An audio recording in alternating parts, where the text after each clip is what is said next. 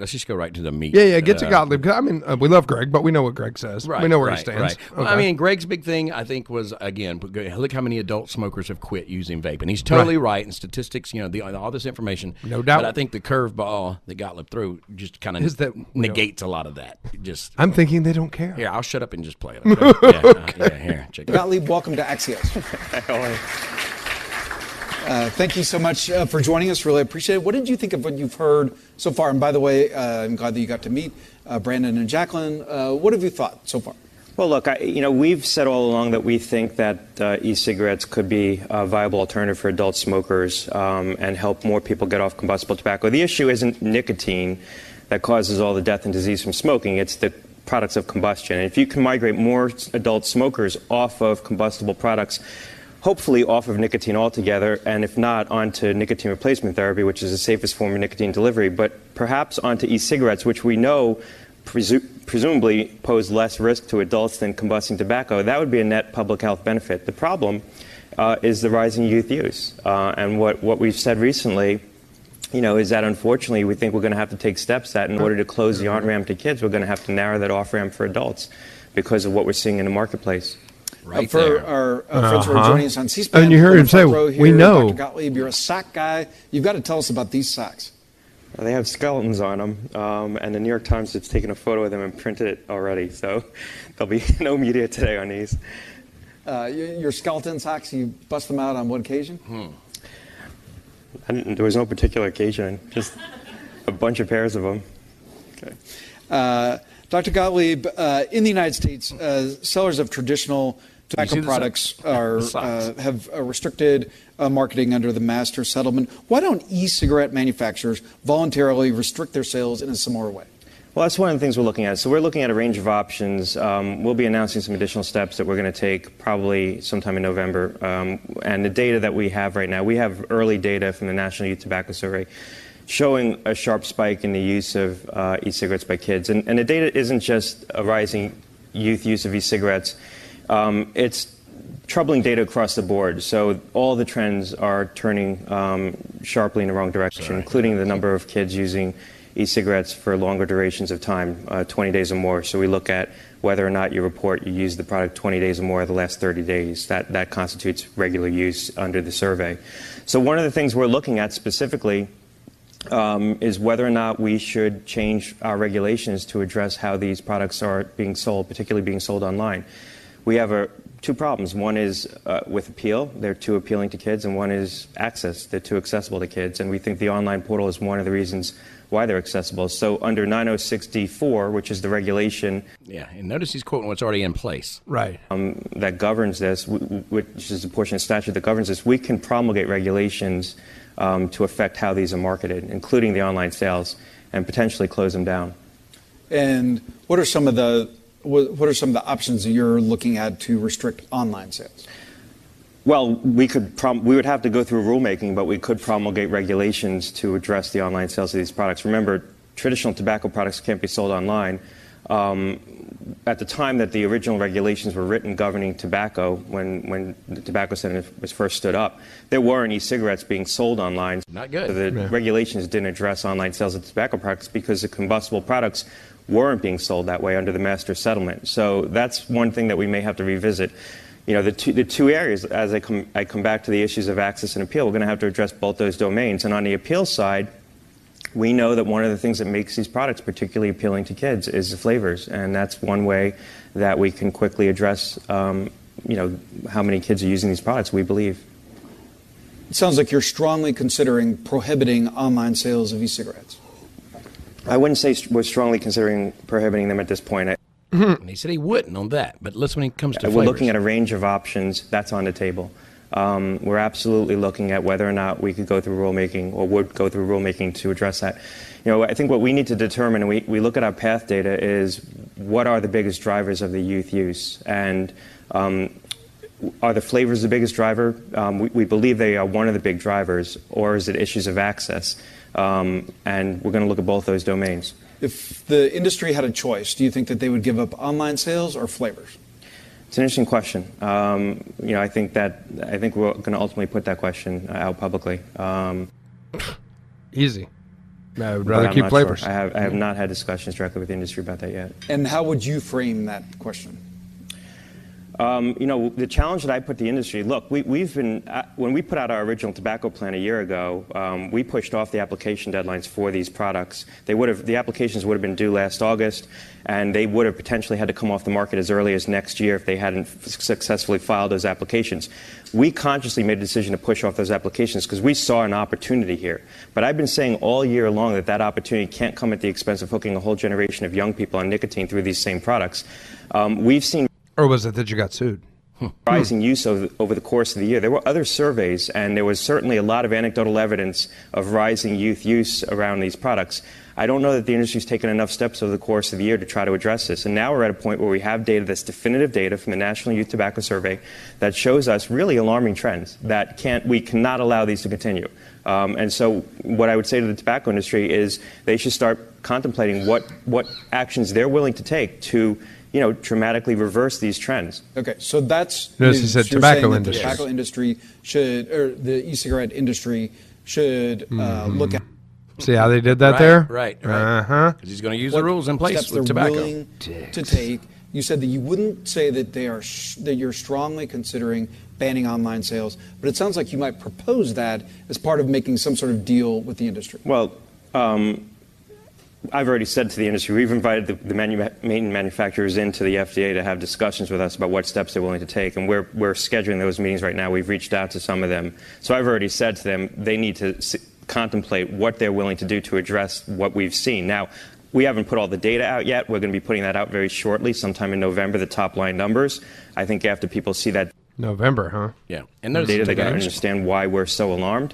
But at that point, we're going to be ready to take action. So I think the manufacturers have an opportunity now to come in and have a discussion with us. But it's not like I need another 6 months or another year to take action. We've been talking about this for a whole year. There is no surprise here that we were concerned about what we saw as a rising youth use of these products. Now we have definitive data to demonstrate it. Now we're going to have to step in and take action. This is a public health emergency. We may have to announce some things as early as November that is going to be action that we're taking, that we're going to initiate. And, the Secretary's been very supportive. Alex Azar's been... We're going to take, he said, in November. Very supportive, shares our concerns around this. So we have support for what we're doing here and what we're going to need to do to address this. Nobody wants to see a whole generation of young people become addicted to nicotine through these products. And some people on K Street have questioned whether you have this authority. You feel clearly that you do.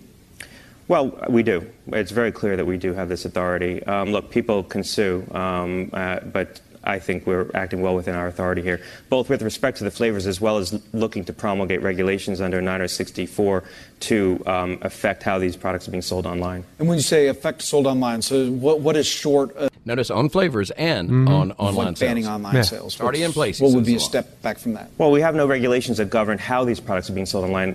Manufacturers take voluntary steps to try to restrict sales to minors, and there's state laws, but there's no regulation. There's no federal regulation that specifically addresses that. And so, there are different levels of protections that different manufacturers put on their online sales to restrict youth access. In terms of age checks, allowing sales through secondary websites, some of the manufacturers have websites that are, have fairly good protections in place, but then they allow their products to be sold on secondary websites that don't offer those. But you can also look at banning online sales altogether. That's one thing that's going to be on the table. It's very clearly something that we're now looking at. So that's news. So as soon as November, you would look at banning online sales of e-cigarettes? Well, that we would have to do through rulemaking. We would have to go through a regulatory process. So, but you're talking about beginning that process, right? What we would contemplate is whether or not we announce that process. Yeah, that is one of the options. Look, as I said, it comes back to access and appeal. And in terms of access, the online route and the straw purchases are one. It just keeps buffering. So one avenue for access. The other avenue for access is the retail purchases. It's a little bit easier for us to police that. We sent out the 1,300 warning letters and civil money penalties, and we're stepping up our enforcement of retail establishments to look specifically at sales of e-cigarettes to minors. And if we find recidivists, if we find retail establishments that are doing this repeatedly, we could ban them from being able to sell tobacco products. Commissioner Gottlieb, your posture on this doesn't really fit with the generally more libertarian approach of this administration. Well, I think you have to look at the history of the policy that we've tried to make here. When I first got to the agency, we set out on a policy that broadly tried to reframe the debate around nicotine. We sought to regulate nicotine in combustible products to render them minimally and non-addictive at the same time that we pushed out the application deadlines on the e-cigarettes to give the manufacturers more time to come into the agency with high-quality applications to keep those products on the market, because we recognize that at the time that we're trying to reduce nicotine content in combustible products and migrate smokers off of those, we need to offer an alternative for adults who still want to get access to satisfying levels of nicotine. And we saw these e-cigarettes as one such opportunity, and we still do. If you could take every adult smoker, and fully switch them to e-cigarettes, that would have a substantial public health impact. The problem is we see a lot of dual use, so a lot of the adult smokers who are using these products continue to smoke, and it's not clear that if you go from 10 cigarettes to 5 cigarettes a day, how much health improvement you're actually having. Most of the studies demonstrate the significant health improvement from just complete quitting. And the other problem is that these are now an on-ramp for kids. And when you're approaching levels of maybe 20% of the nation's teens using e-cigarettes, some portion of those teens are going to become long-term users of nicotine, and some portion of those teens will migrate back onto combustible products. And again, if the trends, I said this at the outset, if other trends were moving in a positive direction, if we saw the number of kids using combustible products going down, if we saw rates of long-term use among kids not going up substantially, if we saw middle school use not going up, we would have a different story. Everything's moving in the wrong direction. That's what the data is going to show. Now, you made a reference to the preliminary data from the National Youth Tobacco Survey, which the FDA and the Centers for Disease Control and Prevention collaborate on. Both the Wall Street Journal and the Washington Post report that from C-SPAN's video is buggy. to 2018, there was a 75% increase in e-cigarette use among high school students. You would not dispute that? The final data is probably going to be a little higher than that. So the final data will be more than a 75% increase in e-cigarette use among high school students year on year, 17 to 18. It's still early data. We're still cleaning it, but it's probably going to be a little bit higher than that. It's looking to you like 80-ish? That's that statistic is just high school use. We're going to have a separate statistic around middle school use, and that will be high as well. 75? It's going to be less than that, but we're seeing 66, like you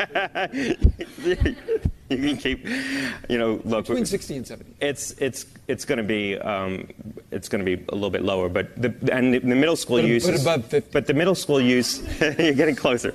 The middle school use is coming off a smaller baseline, so there's less middle school use right now, but it's growing rapidly, and that's deeply concerning. So the use, when you look at the statistics, the use increases as people get older, which is what you'd expect. So high school seniors, you're going to see the highest use among high school seniors and then high school juniors.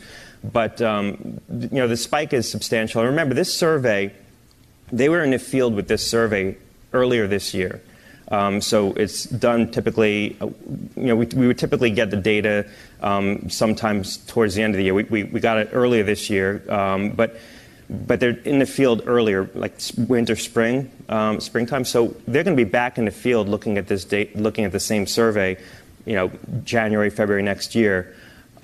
There's nothing that's happening right now that indicates to me that this epidemic isn't growing. So my concern is when we resurvey next year, I'm not sure we're going to be able to take action quickly enough and impact the market quickly enough and consumer trends to actually affect the rate of use. And so now we're looking at 75% growth on top of 75% growth. You're getting to scary numbers. You're getting to really frightening numbers around the number of kids that are using these products. So that's news, and those numbers you expect to put out in November, probably at the same time that you announce your next steps? Well, right now, the charge that I've put to the Tobacco Center is to try to come up with a set of proposals on what we can do to try to address this, and they're putting together those proposals. We have some idea about the things we're looking at, including looking at a ban on flavors. I've already announced that. I talked today about going through a rulemaking with respect to the online sales. I want to give them time to see what else they come up with. Some of this might include some legislative proposals where we might try to work with Congress and get support in the administration for certain proposals. That's certainly on the table as well. So there's going to be, a set of recommendations and proposals that we make. And we'll try to work with the industry and work with Congress where we can to try to pursue reasonable steps here to try to address these trends. But the data will come out in November, right? So the full data from the National Youth Tobacco Survey isn't going to come out until next. Yeah. Yeah, sorry, it's their website. It's a very big survey, so there's a lot of detailed data. The top line numbers we're talking about, specifically with respect to e-cigarette use, which is where we have the biggest concerns, that we're going to put out in November. And the next steps that you're taking and proposing, that'll come out at the same time, or?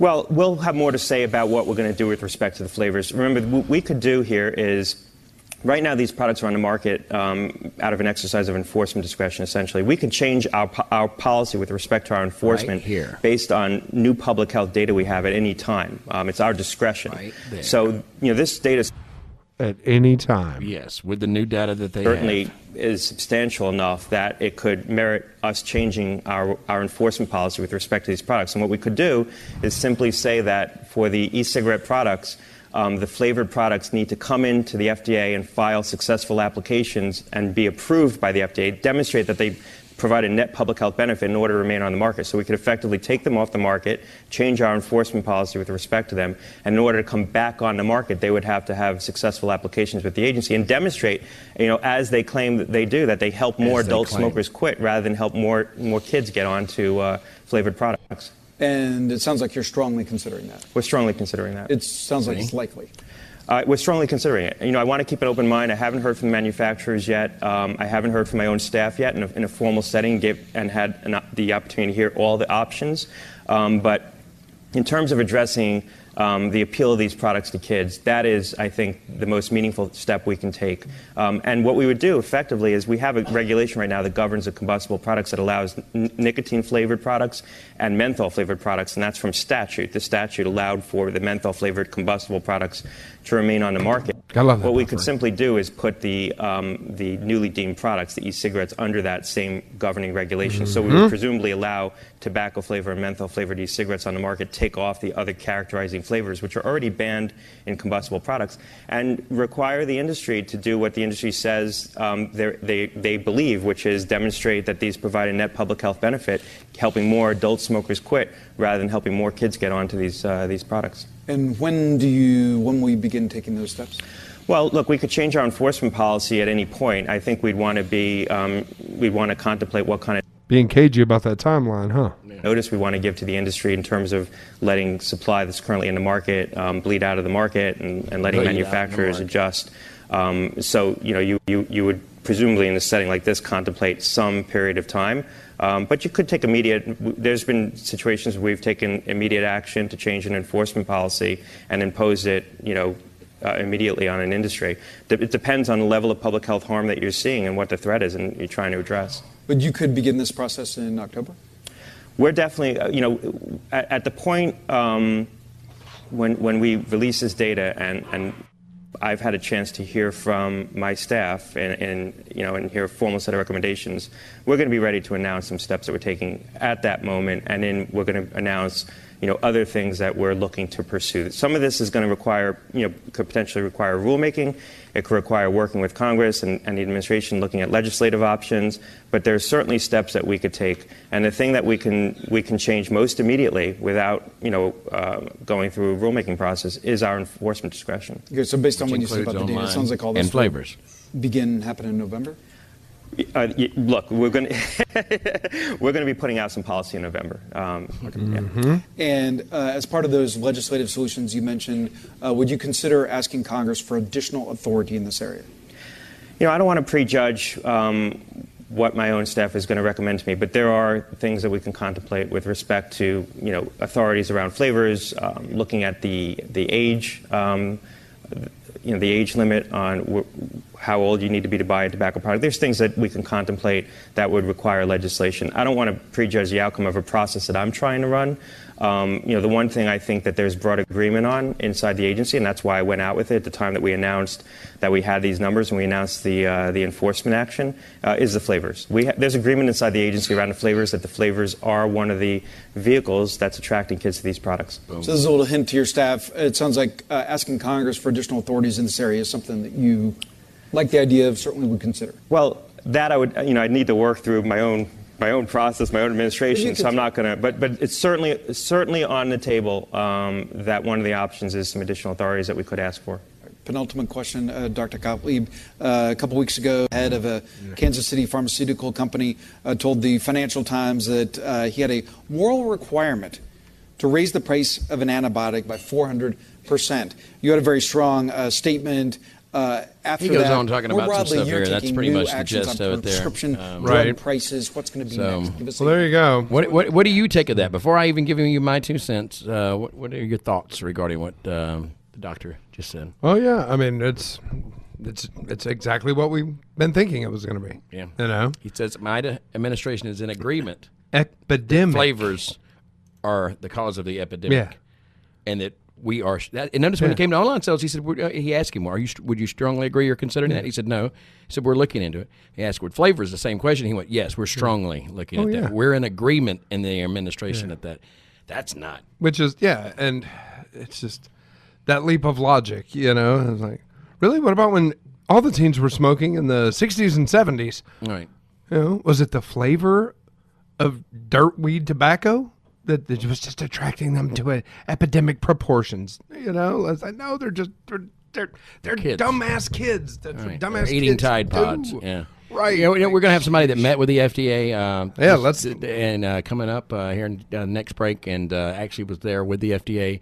We'll talk to them coming up next. There you go. I'll give you my 2 cents as well. Stick around. More to come. Vape Radio. Dashboard. Vape Radio. VapeRadio.com. And the free Android app. Talking about Scott Gottlieb's visit with C-SPAN and comments he made. Just go to the phone lines. Phone lines are open at 888-VAPE-FAM. And our pal Amy Sloat on the phone. Hey. Amy, how are you? So what is your take on all this, Amy? My take on this is that, yes, we have a lot of issues that are going on in this world with, drinking and smoking and, selling cigarettes. But my thing is, if you go into any convenience store, you're going to see cigarettes, you're going to see glue, you're going to see the, snuff or whatever. I think, seriously, they should be taken out of all gas stations. If they want to sell vaping products, they should be put into vape shops where it's people go in there, you have to check ID. I totally that's agree. That's one of the issues. One of the things that can help. And not for nothing, I've worked at 2 vape shops. Every single time when I was working in a vape shop, first thing I would do was I'd card the person, and if they weren't of age, then they would be out the door. Sorry, I can't sell to you. Right. Because No, I you're totally not of proper age, it's crazy. I've been vaping. It'll be 3 years on the 2nd of October. I've been vaping now, which helped me quit smoking of 17 years. So, this is a big thing for me, like the vaping industry. I don't want to do anything else except vape because it has helped me. No, absolutely. And I totally agree. I just wish that, we weren't in such like big problems with it. I wish the FDA would listen to like what we're saying. Like everybody is willing to comply to the rules, the regulations that they're putting out there. Look at the conventions now. Like we have, the no smoking on the bottom of every booth now. Everybody's willing to comply. We don't want this industry to go anywhere. Right. No, and I totally agree. And I totally agree that convenience stores, from what I'm seeing, the big problem as far as the closed-in devices, things like that, getting in the hands of teens. Because, again, they're pulling up and going, I need $20 on pump 4, one of those things over there, and this Mountain Dew. And they go, okay, and you want your 20 on pump 4, and this thing here, this little thing, okay, that. And what else did you want with the Mountain Dew? Okay, let me ring that up. And then they go get in the car and give it to their teenage cousin. Right. That's where the problem is, right there. Right. So, but all right, Amy, thank you so much for your call, dear. It's the parents too. Yeah, that's true. It's the parents too. If they're helping their children do it, then they're not doing good parenting. That's true. That's just my opinion. All right, totally thank you much, dear. All right. Thank you for taking my call. Yeah. Keep the faith and keep doing what you're doing. Okay. All right. Thank you. All right. We will go now. We got a special guest in the house. Yes. Man who knows a thing or two about meeting with the FDA because he's done it 1, 2, 3, 4, 5, a bajillion times, it seems like. Sued him, too. Yeah, that too. That'd be our boy Zach Carpenter, the Cyclops. Yeah. What's going on, guys? How y'all doing? Doing well, man. Doing well, man. A little tired from the long road trip. How but was we're that back. trip up there? It was good in different levels. It was good. It was a good show, though. Overall, it was really nice to see the support against marketing the wrong way and how everyone showed up and did it the right way, and it was a successful show, a fantastic advocacy panel. We actually, because of the advocacy panel there, it completely lit the fire to start a whole other advocacy panel in Massachusetts where they have their own state now. I mean, that's awesome. Not That's panel, good but news. their own advocacy group in their state. When you got that set up and everything, and so I mean, yeah, overall it was it's a good show, very good show. Kara, Dustin, those guys put on a really clean show, and I'm really proud of those guys for that. But then we come back into this, so with, the doctor and the outlook and trying to figure out exactly what this means, and what we're coming up against. So well, and I think he said it louder than anybody else, and some people just refuse to listen to what he's saying. He's saying already that he's gave this industry a year to step up their game. Right. He's gave us a year. So, we changed our labels, something that we've had since the beginning, just to make a statement, to do something different. Right. Those gods built our company, and we decided, hey, let's do something different to make that effort. Right. That wasn't cheap, I mean, I know I had someone this past weekend going, that we couldn't have stuff in our booth because we still have stuff that's being questioned as far as what and I'm going, well, why? Well, just change it. They're like, well, it costs so much money. I'm like, yeah, and I even brought you up as an example. I said, you know how much it costs Cyclops Vapor to change that? I said, but they didn't. They did it before somebody asked them to, or somebody pointed out that that might because the market changed, and what was once okay became unokay. Right. And like you being a responsible manufacturer, you did what was needed to be done to make it right. And didn't wait. If you can't do it, then don't do another show until you can get your booth done. Exactly. Where it's the cost. It's the cost of doing business. You can't go, well, I couldn't get it done before this show. Okay, then maybe you shouldn't have done that show. Maybe you should have waited till you could that's have what's done. creating this FDA thing. Now, don't get me wrong. I've got, I've been around it. I've seen that you've got a lot of bigger powers out there against us. But if we have any chance of making this, people are going to have to make this statement. What the FDA is not looking for, they're not looking for everybody to be perfect. What they're looking for is us as an industry as a whole to make a statement that we're doing something, because I'll tell you, people can deny that all these teenagers are getting these things, but it is rampant in the schools. I see it. I got a 15-year-old daughter that's in school that says, their biggest statement is, don't come peeing in my jewel room. In the jewel room. And that was funny because guys like us were out smoking weed. We were hot boxing cigarettes. We did that. Right. But they're trying not to create another generation. And even though they are taking a major step in the wrong direction, I honestly believe with it, they're still making that statement. So what are we as an industry going to do to make that change? Right.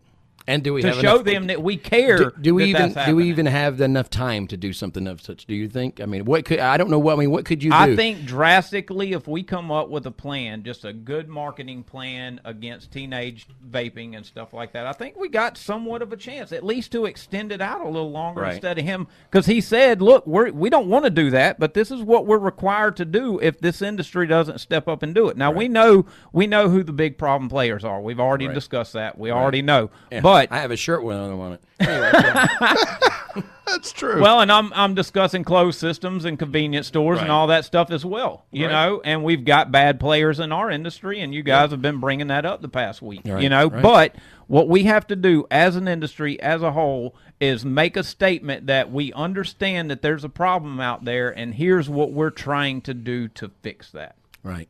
That's what he said he wanted. Yeah. He said it loud and clear on national TV that this is what he wants from us. Now, can this industry do it? We haven't done it in the past year, so can we do it now? I don't know that. And I don't think I think when he makes a statement, it has to be something grand. It's meaning the emphasis on statement, not like, oh, write that down and make a statement. No, this is you need to go in and go, you know what, we're not selling online anymore, or whatever. I don't know if that's it or not. I'm just saying, but whatever it is, that go ahead and place those regulations upon ourselves and go, this is what we're doing this to change the landscape of this is where the advocacy groups step in. So you got these national organizations that have been taking money to do lobbying, and I don't down that one bit. I've been involved in it for years now. But now it's time for them to put a plan together on how do we attack it on that front. Right. Mm-hmm. That's the front that has to be done very quickly. Very quickly. I mean, 2 months. Wow, hell, we're what, a month and a half now? Yeah, we're down to a month and a half now, and the time's ticking. And I'll be honest with you, like you said it a minute ago. You said that it's tough because I feel very pessimistic on it, and just from what I've seen, and it's really hard to think that it's going to change that, and maybe that is. You know, sometimes when you care too much, you just get frustrated with the fact that it happens. And the thing is I just don't see anything out there in our industry, in the open system industry, or at the close or anything. I mean, the Juuls, I know Juul had an idea where they're talking about having traceability on all their products sold, and that way, if it's in the hands of a teen, they will find out where it was sold from and be able to, and I think we've been doing that for years. Yeah, that's what I was going to say. But we've been doing that for a long time, and I don't know. Again, I start worrying that this is just painting the picture to do what they want to do anyway, and it's the lip service of, look, we're giving you a chance to make a statement and do something, but no. We already have our plans of what we're going to do. Well, what we do is focus on all the big statements that Gottlieb made, but if you listened in the beginning of his statement, he was like, we're not just going to come in and just flush out every bit of it. We're going to have to give them some time to kind of flush out the market and let the old stuff roll out. The market. To bleed out the market. That's right, of the old products. So that leaves an opening for something to happen, But is it a false hope? Who knows? But see, I hear that, and I hear that as, okay, like flavor ban instant, and we're going to give it a while to, we're not going to attack these stores that still have it as you sell your product out, but going forward, there'll be no more flavored products made. And if you want a flavored product, you're going to have to come to us and go through the PMTA processing, where it then be approved as that before anyone ever sees a flavor on the market. And the thing is the good old boys, we're not going to be able to do that. Who's going to be able to do that? Philip Morris, R.J. Reynolds is going to have 20 flavors. Philip Morris is going to have 20 flavors, and there's your the flavors. Guys that are jacking up the industry to start with. And that's where I worry that we're headed, and that they're just. But that deadline this has not been. that they're giving us is simply that. Yeah. We appreciate you coming by. Thanks for visiting. Okay, good day. Bye. Yeah, we met with you and we heard your concerns. But the deadline's not today. Right. We have time. Oh, no. They could have easily. That's why I'm open for suggestions, because I'm at the last straw of, like, I want to do something, but I don't know what to do. Well, and that brings up a good point. Maybe, Zach, you can shed some light on this, because, again, you're an OG in this industry, been around a long time, seen a lot of things, seen a lot of people come and go. Done advocacy long. Sometimes, and we noticed this a lot over the last week due to events that occurred, a lot of times, and of course, we always got to put things in Star Wars references. A lot of people seem like they're down with us rebels, but they're working for the Empire. And come to find out, they really don't care that the Empire's going to win. They don't. Right. There's a lot of guys. They already have bets placed on the Empire on the outside. Going, that's no. And I'm going to get up. And on these the are stage. people that are like Admiral Akbar level people. Like, they're big people in the rebellion, and you're like, wait, who would have known Admiral Akbar was the one that open the trap? It's a trap. Right.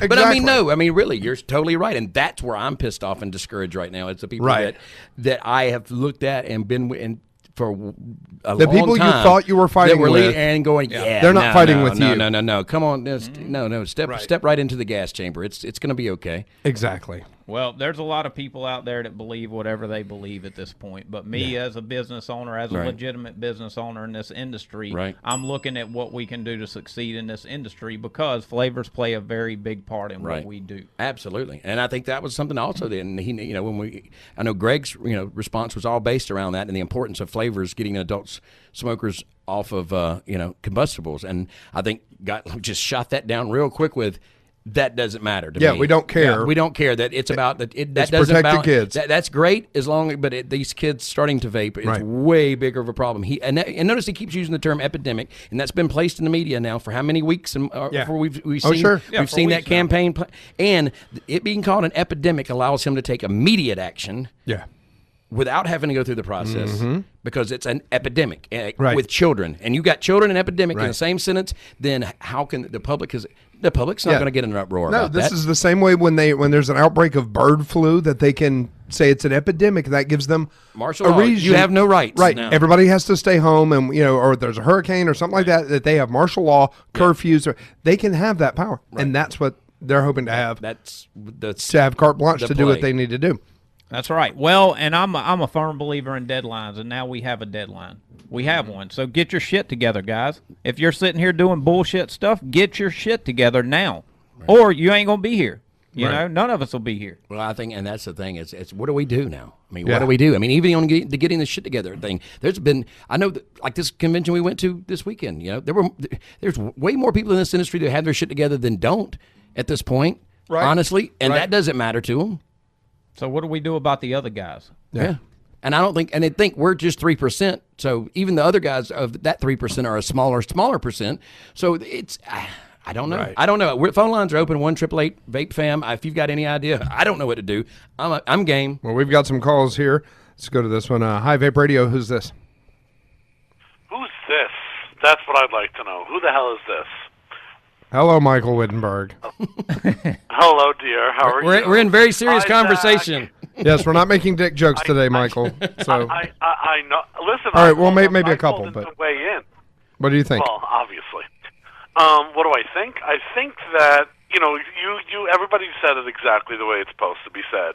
Okay, it's the good are going to the bad are going to fade out, and that's just what it is. Okay, and listen, I run conventions, as you know. I've been doing it for 20 plus years in various industries, and I've seen regulations in various industries come and go. Right. But the fact of the matter is, the bad fall off, and the good rise to the top, and that's what's going to happen. But what has to happen is, again, just like it's very, very tough in the UK to obviously sell e-liquids because of their regulations, but at least there are set in stone regulations, right? And that's what needs to happen. The minute the FDA comes up with set in stone regulations, if it's 10 ml bottles, then it's 10 ml bottles. If it's flavor shots, then it's flavor shots, or if it's Nick shots, then it's Nick shots. But there has to be a set regulations, because right now, and correct me if I'm wrong, everybody's interpreting what they believe are the regulations when they're not actual regulations. You understand what I'm saying? Yeah, there is a lot of gray area where some people could construe it this way, or somebody could construe it another way, and that leads to disagreements. Yeah. Because the FDA is scared to actually give a firm decision, because you can hold them to that. Well, I think they give vague decisions by design, because they want that luxury of being able to make those decisions as they seem fit for their best interest. Speaking of which, one thing that a lot of people you seem to be missing, can we go ahead and just officially make a new vape rule that stop saying that the FDA just needs to read the Royal College of Physicians report? Yeah, he said in that report, he knows. We know the data. Yes, he knows we know this is beneficial. We've got other data that says differently. Right, Sorry. right. And he's going to go by what the data he even said we know this is beneficial. Yeah. To adult smokers. He doesn't care. But we don't care because we're going to do the other thing. Keep it out of the hands of youth. Right. And if we keep ignoring that and saying, oh, it's not that bad, it's not that bad, then we're screwing ourselves. Right. There you go. But yeah, that's just it. So nobody say that anymore. Let's move on to better parts of the conversation. No more saying the FDA has to read the Royal College of Physicians. So what do you think we do, Michael? I mean, that's what I'm looking for, is somebody to come up with some kind of game. He says we have to make a statement. How do we make that statement? I mean, I tried to make a statement this weekend, and I was told to, excuse my French here, everybody plug your ears, shut the hell up. By big, So, I mean, what kind of statement has to be made? First of all, that's probably the most PG thing you've said in the last 20 years, so nobody should go there for that. But second of all, before we make any statements, we need to have a set of rules. I do believe that, vape products should be sold in vape shops. But with that being said, is Blue really the enemy here, or is Juul the enemy here, or is it Candy King that's the enemy? I don't know. Are they one of the 5 companies he named? But here's the problem. Juul and Blue, they're not marketing to children. They're not, ripping off anybody's IP. The guy in 7-Eleven. I don't think so, but there's apparently a problem with teens wanting to use it. Yeah, but teens want to use everything. But I'm saying the problem is the guy in 7-Eleven or the guy in the convenience store that's selling it to the 16 or 15-year-old kids. That's the problem. It's not how Blue is marketing the product, because Blue's a sponsor of my show, and they put up a beautiful booth, and it's very classy, and nothing about them markets to kids. And it's the same thing with Juul. Okay, but the problem is that because they're appealing to the masses, okay, when companies in our space are trying to appeal to the masses, obviously they have more reach to the masses because they've been, around for so long. They have, they have, obviously there are going to be more mistakes going to be made. But if there are a set of rules, and if the products are only sold in vape shops, and if there is a little more screening to distribution, it'll get a lot better.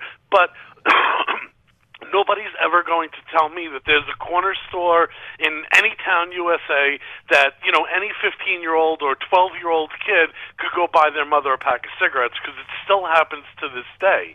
So we're just being scrutinized because we're the new kid on the block as the vape industry, that's actually happening, at this point. I mean, I agree with you. I just think, again, going back to the intentions of the FDA, I personally just think that, we know all that. We're just using that as our play to take this out of your hands. Yeah, logic does not seem to matter. That's not even up for debate, really. But look, we could keep the kids from doing it this way. Yeah, we know we could, and we will when we redesign this industry to our liking.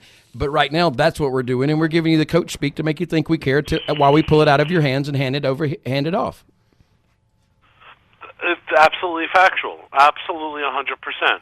The fact of the matter is... And I think accommodating that is not a good thing. You know what I mean? I think, I don't know, maybe I'm wrong, but I'd rather go down the right side of history with my finger in the air than accommodate the handing of the rebellion over to the empire. Yeah, but if they would have left it that way, see, my problem with that whole statement is if they'd have left it that way, why did we get the extension? It was the lip service. Look, see, I'm trying, guys. See, I'm doing something for you. Why did they have to give us lip service? They could have killed us right then. Because they needed that public support, which they now have with a quote-unquote epidemic, and it's all over the national news and all these people going, they've built their case publicly for that public support to go, that's the right thing. Good job, Dr. Gottlieb. Good job, FDA. But while we're screaming, going, no, you don't know the full story. Let's take a break and we'll come right back. We got to take a commercial break. Yeah, Michael, we got to stop. We got.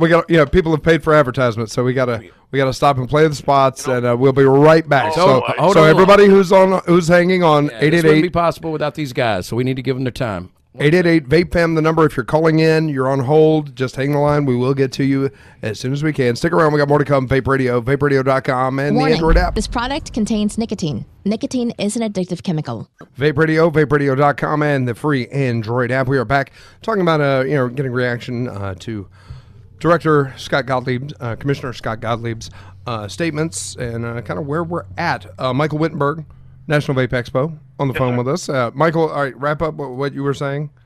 We had to get the bills paid. You know how it is. Shut up. The facts of this. Okay, there's a lot of us. 98% of the industry is playing the cards right. Okay, everybody knows this is the better alternative to smoking cigarettes, and that's the bottom line. Okay, 98% of the companies are doing it right. It's the 2% that obviously are going to go away. Sure. But what has to happen before any of that happens? Before the bad are weeded out, we have to know what the bad is. So if and when the FDA comes out or the governing bodies come out and say, look, these are the rules, that's when this industry will, adhere to those said rules, no matter how harsh or how, extreme they are, just like in the UK, and we will be able to adapt this every day, and we wouldn't have to sit on the edge of, we wouldn't have to, stand on eggshells, to know whether or not this is going to go away. There needs to be a set of rules and hard rules that we could adhere to. And that's the truth. Very cool. All right, Michael, thank you so much, my brother, and we will talk to you soon. Have a good day. Yes, I love you. All right, we love you too. See you in Denver. All right, holding, I believe we have Dan from 3D. Oh, cool. What's up, Dan? Dan, are you there? Good morning, guys. There he is. Good morning. Yeah, What's good up, morning, brother? guys. I'm on the phone here with my wife, Heather, and we've been listening to the show this morning. Hey. How's it going? A lot of exciting things going on in the world of vaping. What's your take, man? Well, man, I've listened to what Mr. Gottlieb had to say yesterday, and obviously all of the press releases that they did last week. And I've been having some conversations with a few different people. Now, we know that the quote-unquote Big Five were sent letters and asked what they want to do about what's going on. Right. What I want to know is, that's representing a closed system, okay? Is there anyone representing an open system type product like the majority of the rest of us retailers, sell and use? Exactly. I don't know of any open system company that has received one of those letters and has been given an opportunity to say what we're willing to do. It looks like from what I'm hearing is they're telling us we have choices. What are you going to do about, this youth epidemic that we have going on? And that's a good point. And I think we as an open system market do not have a voice at what's going on. Right. And I think that somehow we need to have that. Now, I'm a member of all of the trade associations that you could possibly be a member of in one form or another, whether it be directly or through a state organization. And that's the problem. Yeah. Well, that's part of the problem, which we all know that. We've known that for a long time. Right. I've been saying for many years, who is going to be our NRA? And, still to this day, we still don't have that answer. But right now we have a crisis at hand that we have approximately 45 days to do something about. And we don't have a statement put together as an open vapor market of what we're willing to do to stop this epidemic that they call. Right. What we're willing to do. Right. I agree. Everybody else has been given an opportunity. These closed system companies have been given this opportunity to say, what are you going to do about it? Right. We've not received any of those letters that I'm aware of. I don't know of anybody in our market, in the open system market, that has received a letter. No, I don't either. Do you, Zach? I haven't received one. I don't know anybody else that has either, but that's why we step up and we make it loud enough to where they can hear that we're here. Right. How do we do that, though? I mean, that's the thing about it, or is it by design that they're not asking us? I mean, why is it they're not asking us? And what are those 5 companies? I would like to know I'd like to talk to them and know what their plan is. What are they working on, Right. I mean, they obviously know who the big offenders are as far as the IP infringing, child appealing, those type of things, because they've issued them warning letters. Did they get, asked for a plan? Yeah. Did Candy King get asked for a plan? I don't know. Well, I think getting Tony on here, he'd be a good person to ask that question to, with the VTA. Do you have any ideas on what do you think, Dank? Yeah, we were on the phone actually with Tony last night and asked some of these same questions and really don't know. I think that, right now with everything that's happening, especially in the vape industry, there's a lot of different personalities that we have to deal with. And everybody wants to be the smartest person in the room, and everybody wants to have the biggest words to use and all this stuff. And I think right now we need to just slow the fuck down, and we all need to just get together with one organization. We give money to Greg Conley. We give money to Safada. We give money to different states or different state organizations. We give money to VTA. We give money to all these people. We need just one organization. And if it takes all those, Safada and all these other organizations all coming together as one, because right now, we're all fighting against each other, and everybody wants to be this, the grand person that saves the vaping industry. And it's that's not what this is about. This is about all of us. And none of us are politicians. None of us are lawyers. None of us really know anything about what we're doing. We're grassroots. We're small mom-and-pop businesses, So I think that we need to calm down. Sorry about the language. I get excited. We need to calm down, and we need to just get together and unify this thing. And, that's going to take everybody, anybody that's a player. You're just going to have to humble yourself. You're going to have to step down from your throne, and we're all going to have to give this to people that know what they're doing. They know that language. We don't know that language. Right. I found that out doing a flying into Washington. I had to go through a whole 24-hour period just to, teach me how to speak to these people. And even after learning that, I still don't understand it, So it's we need to calm down and unify. That's well, Heather, 2 points. 1, don't worry about your language. 2, we all know the smartest person in the room is fake Ramsey. 3, I have to say she did make me feel better. I don't know what it was she really did say, but, it made me feel that way. But I was, in agreement, and it did make me feel better. Yeah. There you go. Yeah. Well, Heather and I have had some conversations in regards to, them sending these letters to these big companies, what are you willing to do, to help stop this epidemic? And Heather and I have had conversations about what we are willing to do as a company, and it's about, getting, that kind of word out there and, see what other people think about that. But I think we need to have some kind of a voice at that table, like I'd mentioned a minute ago, that, what we are willing to do as an open vapor system market, and as an industry, what we're willing to do, and some of the things that I'm willing to do are, obviously I I don't carry the child appealing flavors, the copyright infringements, the cartoons. I'm willing to take an oath of some type. You know what I mean? A moral oath to my industry, but I don't carry those, even though I've made that moral oath many years ago.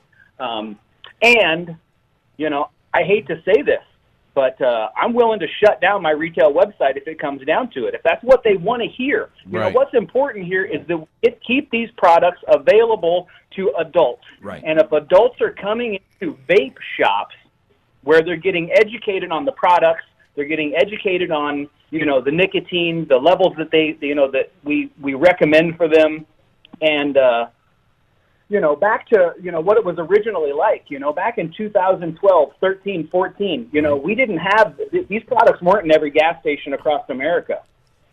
And people were getting educated on, how these products work.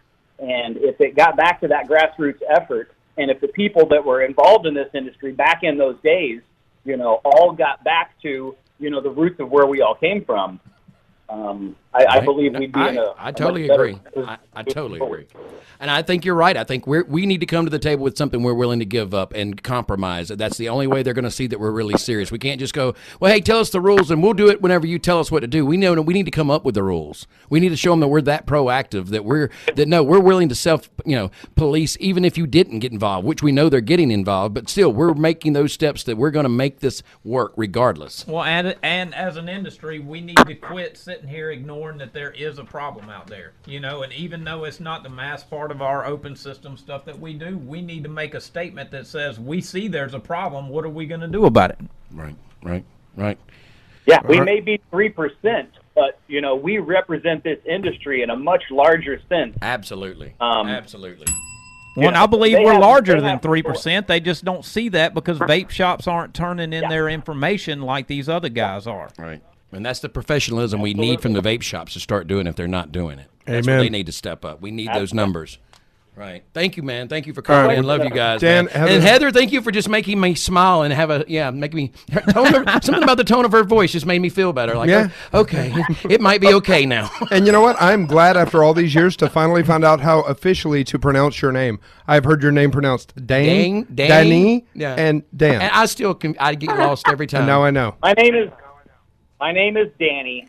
Okay. D-A-N-N-E. My mom's sense of humor, and nobody can ever get it right. Well, that's cool. I'm glad to officially know now. I think I've called him everything in the book, right? A mystery solved. Mystery solved. Now if we could just figure out smoke and smock. Right. All right, you guys. Take care. It was good having you. Thank you so much. The name of the company is Smoke Tip. Okay, well, look at there. 2 mysteries solved, and I feel better. That was like a miracle. That's a win. 3D, boom. All right, guys. Thank you so much for the call. Stick around. We got more to come. VapeRadio.com and the free Android app. We are back, Pablo and the Rodman, along with our pal Zach Carpenter, the Cyclops, talking about everything that's been going on. And, we heard Dan and Heather talking about, Danny. Yeah. Talking about, one organization. Well, there is one big one. There is. This guy runs it. Who is it? That would be Tony Abboud from the Vapor Technology Association. What's up, Tony? Tony, good morning, sir. Hey, guys. How are you? Doing well. Doing well, but a little frustrated, a little kind of confused as to, what does yesterday mean? Well, it's not really yesterday as much as it is what you've seen the FDA and the commissioner have been saying over the course of the last few weeks, right? He's clearly been messaging to the industry, to the world at large, that they're very concerned about trends, data that they've seen but hasn't been released yet, and they indicate very clearly that they need something done. What that is still, open to interpretation, and you hear a bunch of different things being thrown around. But the first thing, if you recall, he did 2 weeks ago is he sent a letter to the big tobacco companies and then also to Juul and said, hey, we need you guys to address this problem and tell us in 60 days how you are going to solve the problem, which, in and of itself is an impossible request because no manufacturer is going to be able to solve the problem of that he's talking about. It doesn't mean that they can't take steps to help the problem and that they're not already doing that. And it also doesn't mean that the FDA shouldn't be increasing their enforcement either, because obviously there are rules, there are laws, and there are regulations in place, and many of them aren't being enforced as aggressively as they could be. So I think everybody's got to up their game, and I think he's trying to make it clear that he's expecting at least those 5 players to up their game. So where does that leave manufacturers like myself, Tony? That's the question I keep getting from other guys like myself. Is Danny from 3D? Is these guys, they keep getting the letters, they keep, what are you guys going to do? But just as good and well as I do that we're more than 3% of the market. So how do we get our voice loud enough as the open system side of the market to make a difference, to let them know that we're more than that 3% of the side? Yeah, well, that's where we come in, Zach, right? That's why you guys are part of VTA. Your expectation is that your industry association steps up, and that's what we're doing. We are going to be meeting with FDA to address this issue. We've already met with them to address the issue. Back in January of this year, we sat down with the commissioner and Director Zeller, and it was at that time that we said, look, marketing is the issue here. You've got to focus on marketing. And you hear the VTA marketing standards that we've implemented and that we've asked our members to implement, and they're meaningful and they're thoughtful and they're extremely important. This is where you need to be focusing your efforts, not on, for example, flavors. So that message we reiterated in June when we met with them, because obviously they needed to hear it again, as well as the importance, Zach, of letting innovations play a role. We told them if they're concerned about safety, the type of innovation that this industry has at its disposal is the kind of thing that's going to help address these problems faster than any regulation could possibly do. Right, so my hands have been tied for 2 years now. Exactly. That's exactly right, and that's part of the problem, right? And I think what's ironic about all of this, of the threats that were made a couple weeks ago when the commissioner came out and said, look, the number of teens vaping is going to jump. He said he was thinking about doing 2 things. The first was banning certain flavors. He didn't say which ones. But and then the second thing he said he would do is trying to move back the extension of the PMTA deadline. So in other words, make it sooner in time rather than in 2022, which is something that he did after, as you know, Zach, because you were part of it, and thank you for your assistance in pushing FDA and pushing Congress to extend that deadline, which is what they did last year. And that has helped all of us stay in business. So if he changes, so that's the one thing he can do. The one threat he could make good on right away is to say, I'm going to change that PMTA deadline. He has to be careful in how he does it and how far he moves it up, because he knows that it would be challenged if he does it too dramatically. Right. What he can't do is simply decide in November to ban certain flavors. He could announce some sort of new regulatory scheme where he's going to go after it, but he has a problem, and the problem is that he's already started the ANPRM on flavors, and the science that is pretty strong, in our opinion. As you guys probably already know, because we talked about it on one of your prior shows, right? VTA, the Vapor Technology Association, their board of directors decided we're going to spend the funds to hire the professionals to do a full evaluation of all the science on flavors. Right. And we presented that to the FDA. That's a pretty big hurdle for them to come over. Doesn't mean they're not going to try. They're not going to try in some ways. But as we sit here today, it's our belief that they do not have a scientific basis to regulate flavors. So he can't just snap his fingers. And if he does take some sort of next step action, it would be in the form of a regulation that would have to go through another full regulatory process. Now, let me ask you this, Tony. Do you think there's any merit to the concept of the repeated utilizing of the word epidemic, in which this may enable them to, kind of the way the president can declare war for 90 days without Congress's approval? that it's an emergency, it's an epidemic, and that's why we had to take that, and that might be their way around that? Is that a thought that could be a legitimate strategy that they might use? It's not beyond possibility.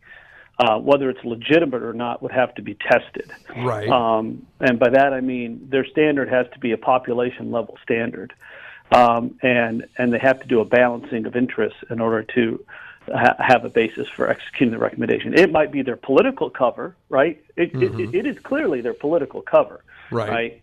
But I think that if you read the letters carefully, what you see is you see an almost intrinsic pleading. Please help us, right? Please get this thing done. Otherwise, I'm going to have to do something. But the reality is somewhat limited. The FDA is somewhat limited in what they can do.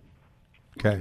All right. At least by fiat. That makes me feel a lot better, honestly. I mean, it does. I mean, and that's what I needed to hear. Yeah, and we appreciate all the work you do. Yeah, I mean, and we keep hearing that going. I mean, we've heard several companies saying that we need that one company. There's so many so many advocacy ways to go, and so many groups and so many things, and we need that one voice, that one that's. And I think that's one of the things the VTA is striving to do, is be that one voice that we can all get behind, that has a plan, and that we could get behind, and to make things actually happen. You speak their language, you know what's going on, and when for us to get in an uproar and when for us not to.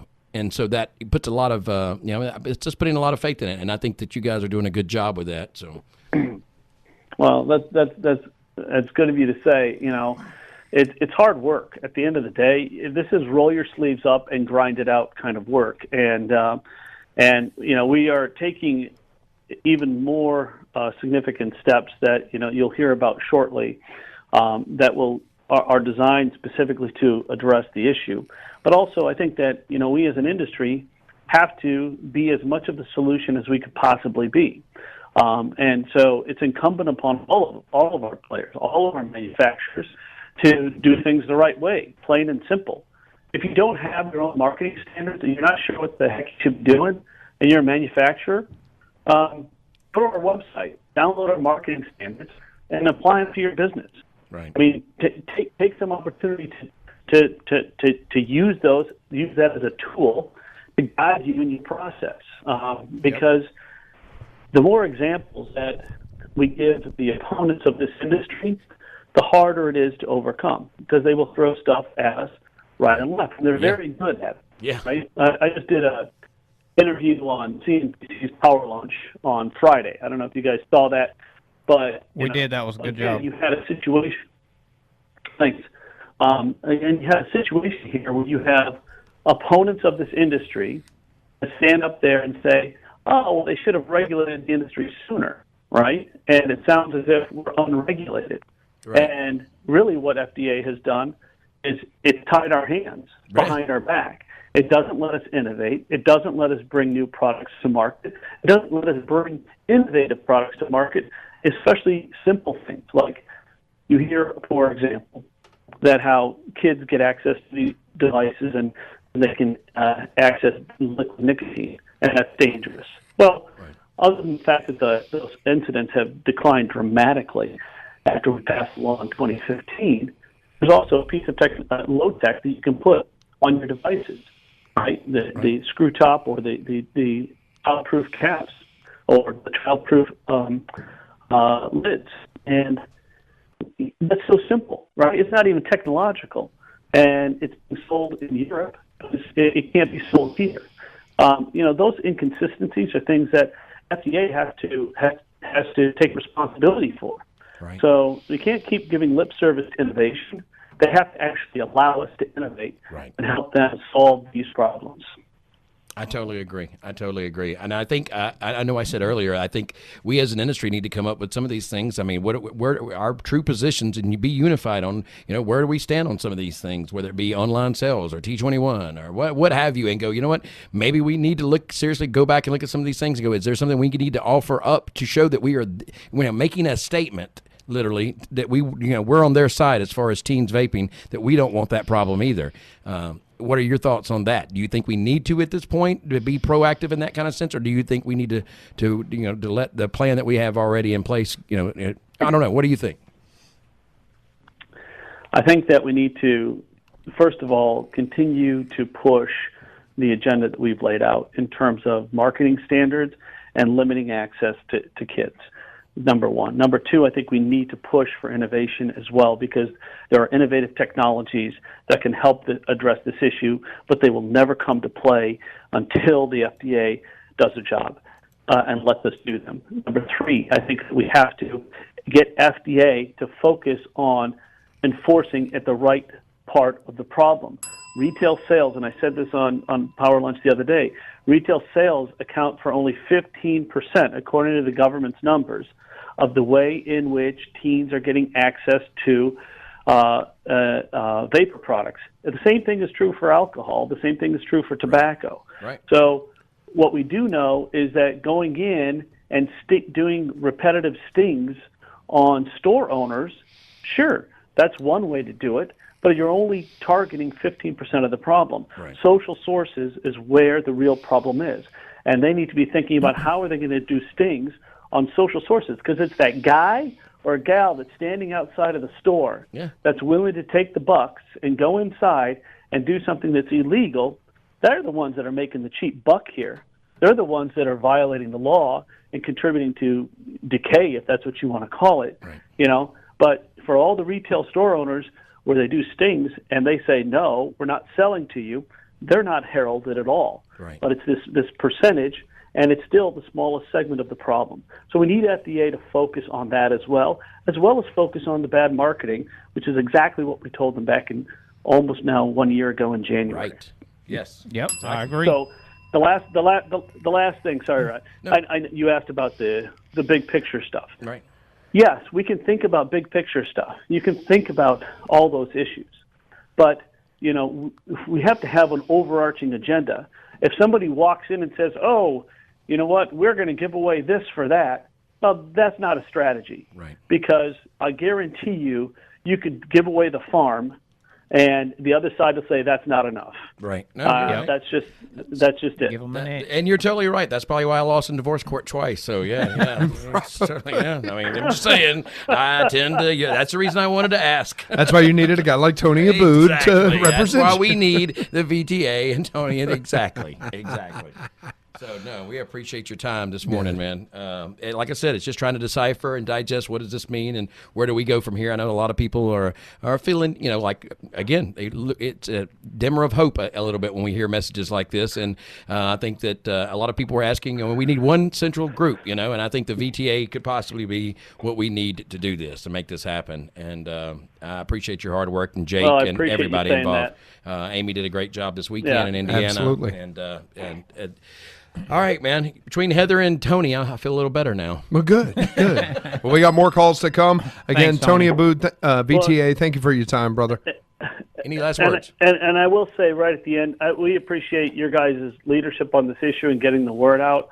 And also, you know, there's lots of leaders in this industry. Zach is one of those guys. He's always been at the forefront, always been forward thinking, always been wanting to get things done and get them done in the right way. And folks like that are often not appreciated enough. Bingo. So I just want to take a moment and say thanks to Zach Carpenter. Absolutely. I've been screaming that all weekend long. That's You know it. what? There's a lot of damn people in this industry that are doing it the right way, who are suffering and maybe not as respected or appreciated as they should. And then you got other people that are coming in here and doing it the wrong way, and they're buying new cars and going on vacations and living the life and having a great time. And we need to pay attention to that and support the people that really do support this industry, because if not, they're not going to be here. So thank you for the kind words, man. Thank you, Tony. Thank you for Zach. Thank you for all the work you've put in, dude. Thank you, guys. All right, Tony. See you guys. Have a All right, great buddy. day. Thank you for your call. Let's go to Shane over here on line 3. Oh, wait. Hello? Vape Radio. It may not be. I don't think it's Shane. Hello? Hey. Oh, God, we spoke him into existence. It's Fig Ramsey.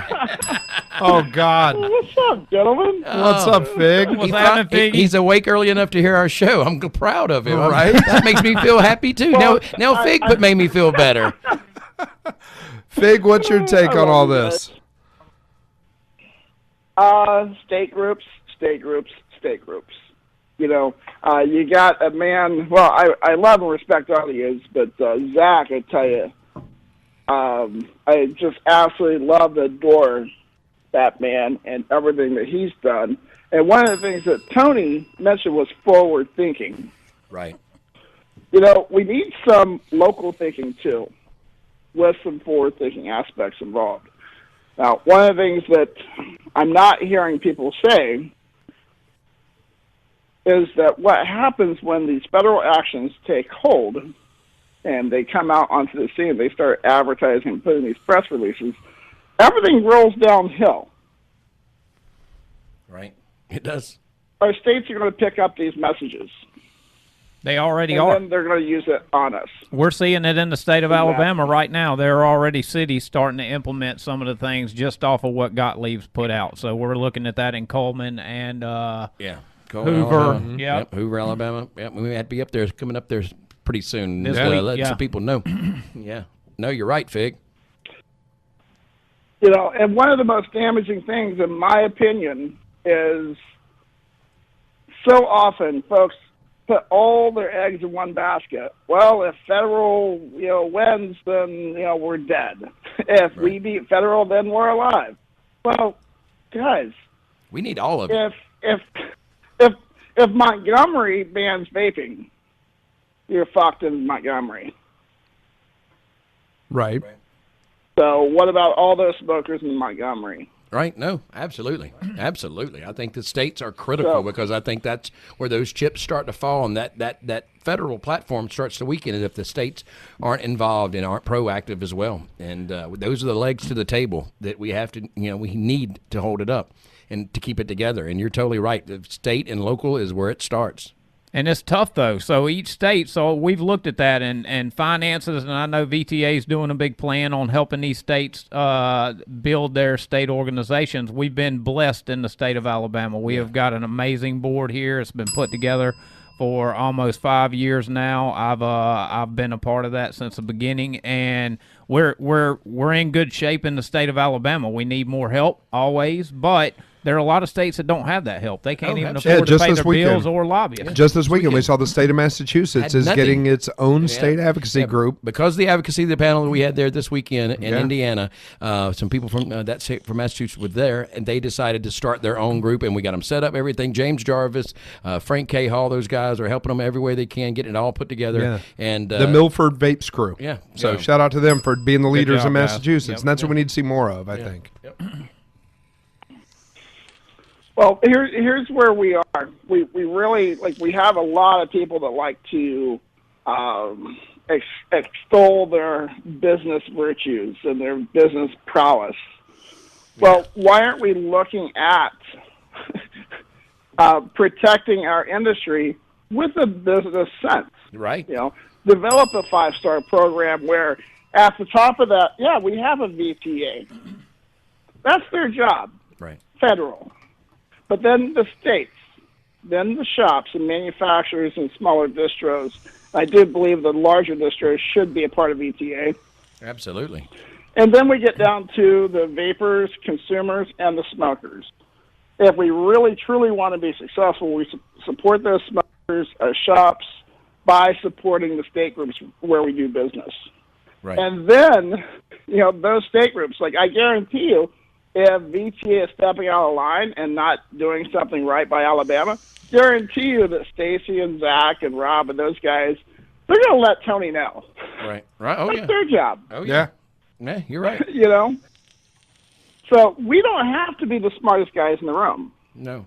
We just have to be smart enough. And if you have big distros doing it wrong, I'll be your guy. Right? But you're right. Joe. But you're right. You're right. I was holding up my I just held up my Rod Cochran rocket hand. Yeah. Well, we love what you're doing. I think what you're doing is amazing as well, man. And you've been there. You're there for, it seems like everybody. I'll be honest with you. You're totally off the record. I mean, on the record here, but just I know the other two guys in the room don't have any idea I'm about to say this. But, Vape Radio, we do what we do, and we lose money going to every show. We need more advertisers. This and I can say for a fact, Fig Ramsey is one of the few people that in this industry that have came to us and went, here, let me just do something for you guys without asking for anything in return because I support what you're doing. And you know what? That means a hell of a lot to me because I can look at all the guys making all the money and that's impressive, this, that, and the other. And we love what you're doing there with Vape Radio. But yeah, we're not supporting you in any way. Right. No, Fig didn't even have anything. He just knew that it was a platform that means something to this industry and decided to be on board with it. And your program that you've got going on and the transparency with it and showing the checks that you send out and doing the things you're doing. I mean, I love you, guy. I think you're doing a fantastic work, and we need more Fig Ramseys in this industry. Yeah, Damn we right. do. I have 2 checks I need to cash sitting on my desk right now from Fig. There you go. Yeah, see what I mean? Exactly. And that's for the BEAA, in case people are wondering. That's for the Breathe Easy Alliance. That's not for me. Right. That's for my personal. That's for the state advocacy. But thank you so much for that, Fig. He puts his money where his mouth is. Yeah. He does. And he puts in the work at his own expense. Exactly. That's what I was going to say. Puts in the elbow grease, and really gets in there and gets in the trenches and makes it happen. Right. And that's what we need more of. Yep. All right. Well, Fig, we love you, brother. I really appreciate those kind words. We love you guys. Folks, anybody that's listening, it doesn't matter if it's $5 or $5,000. Get out there and support your state groups wherever you do business because that's what's really going to help protect our business, smokers and vapors locally. Right. And then let VTA worry about federal. There you go. There you go. And if you don't have somebody in your state that stepped up to that, maybe it's time you step up and started your state group. Yeah. Or if you don't like what's going on in your state group, the only way to change that is to go be part of your state group. Yeah. It's not a vape slogan, but it applies here. I hear too many people. Be the change you want to see in the world. That's right. I hear too many people say, oh, I don't like my state group. Well, what have you done to change that? Right. Get in there and fix it. Hey, I was willing to put this whole company on the damn line this past weekend for what's right for this industry. And it could have, do it. If you mean it, freaking do it. Everybody wants to talk about it. Do it. Don't be an advocate. Be an activist. Right. Get involved. Do it. Have the courage of your convictions. Yes. So I love what you do, and Fig's a prime example of that. Speaking on, I know you guys have to run, but speaking on what Zach just said, if you're in a state that doesn't have a group or you're in a state that has a shitty group, look, reach out. Because we have resources that can help you get going. Yeah, we can connect you to the right people and get you going. We've helped Mississippi get started. The Breathe Easy's open for that as well. Yeah. There you go. And, there are people with deep pockets that really want to help protect their business interests in states where there's not an advocacy group. Right. Yeah. We need to get protection in all 50. Yeah. So reach out. Don't be shy. No. There you go. No. Love you guys. All right. Thank you, Fig. And reach out to Fig. Yeah. Fig, what's the website? VapeTithing.com, I believe, correct? Yes, sir. There you go. 10% off the top. And by the way, Naked's in that program now, too. So that's right. There you go. An advocacy-minded shop. That shameless plug. You had to get it in, didn't you, Fig? Hey, I'm all about naked. You know what? I'm all about naked. Yeah. Naked is pulled their own. There is no doubt about it. You combine advocacy and naked, that's right up my alley. Stick around. We got more to come. Vape Radio, vaperadio.com, and the free Android app. We are back. Pablo and the Rodman, Zach Carpenter, the Cyclops himself, and a cast of you. Yeah. 888-VAPE-FAM, the number. We got a lot of people holding, so we're again, getting to you. Yeah, if you it's been a busy morning. If you call and then all of a sudden you hear the station coming through, that means you're on hold, so just hang on. We will get to you as soon as we humanly can. Sherwin Mena on the line. Sherwin. Advocate extraordinaire and a beer connoisseur in his own right. Sherwin, are you there, my friend? How are you guys doing? We're doing well, man. What do you say on the latest out of FDA world? You know what? Tony really addressed a lot of the points. Obviously, the interview that he had on C-SPAN yesterday morning, shook a lot of people. The possibility where he's, quote, considering, the online bans, considering, banning certain types of flavors. Tony addressed it. He's not going to snap his finger and all of a sudden, all these items are going to go away overnight. Doesn't happen like that. But they say that the FDA is not it's a political free organization, but he is definitely feeling pressure. I mean, he's definitely feeling pressure in some ways through these anti-tobacco the zealots, which we call the ants. Right. We know all about those guys. Yeah. So I mean, he's coming up with a plan to relieve this type of pressure. And, one of the things that I think we can do, and I think Tony also addressed it on that C-SPAN interview, is that, get greater enforcement, target the social aspect, but also greater enforcement. I mean, the penalties for these types of things are almost ridiculous. Right. So we need to find a way to go ahead and present something to the FDA where they save face, they look like the winner, but it's done in conjunction with the vaping industry. Right. And the one thing that can be done is moving forward with a concerted effort, both with the FDA and with the industry, to increase financial penalties on shops that do sell to youth, increase any other penalty that the FDA can enforce to take away their tobacco license if something like that occurs. The point is that, we've got to learn how to play the game. We've got to understand that these guys are coming under pressure, and we've got to give them a door. We've got to give them a door that they can walk out of and say, look what we've done to save the youth of America. Right. And that probably is one of the most effective ways to be able to go ahead and do it. I agree. And it benefits everybody. I totally agree. Yep.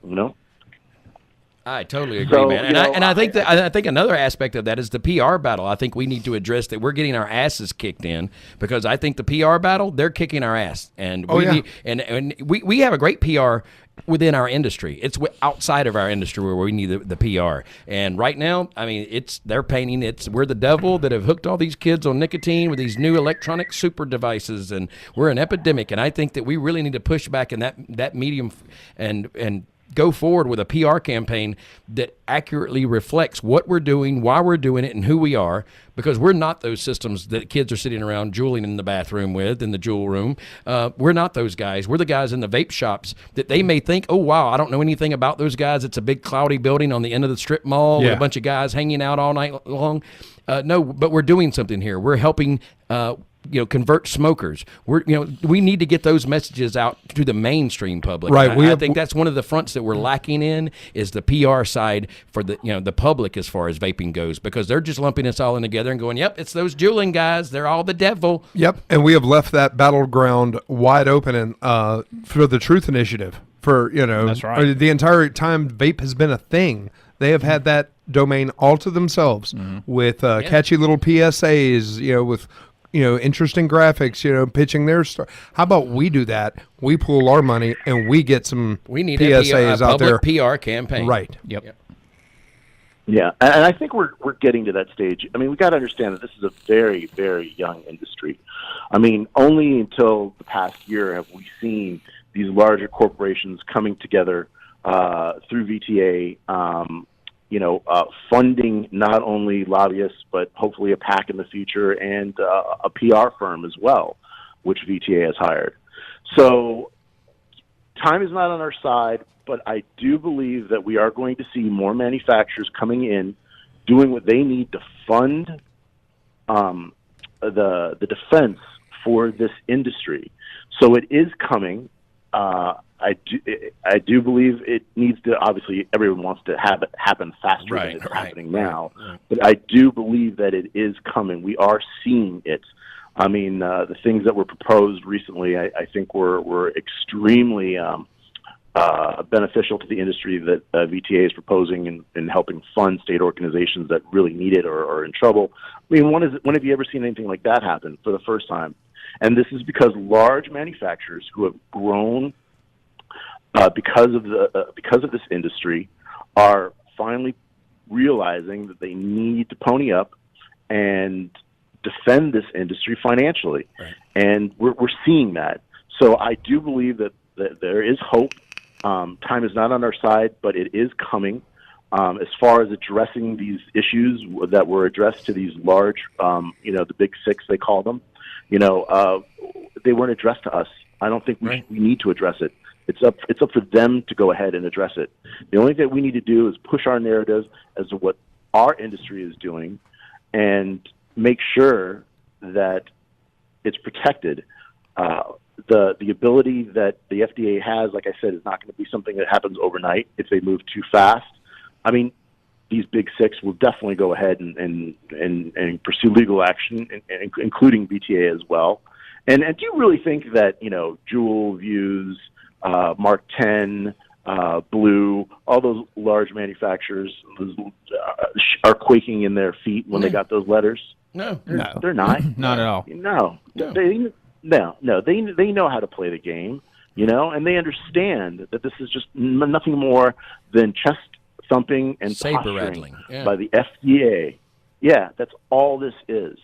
And if everyone understands that and just calms down a little bit, we can go ahead and focus on what we really need to focus on, is putting out the right message, making sure that our states are funded, make sure that we get a good PR message that's going to be specifically targeted. And VTA did that to congressional members, I think, last year or early this year.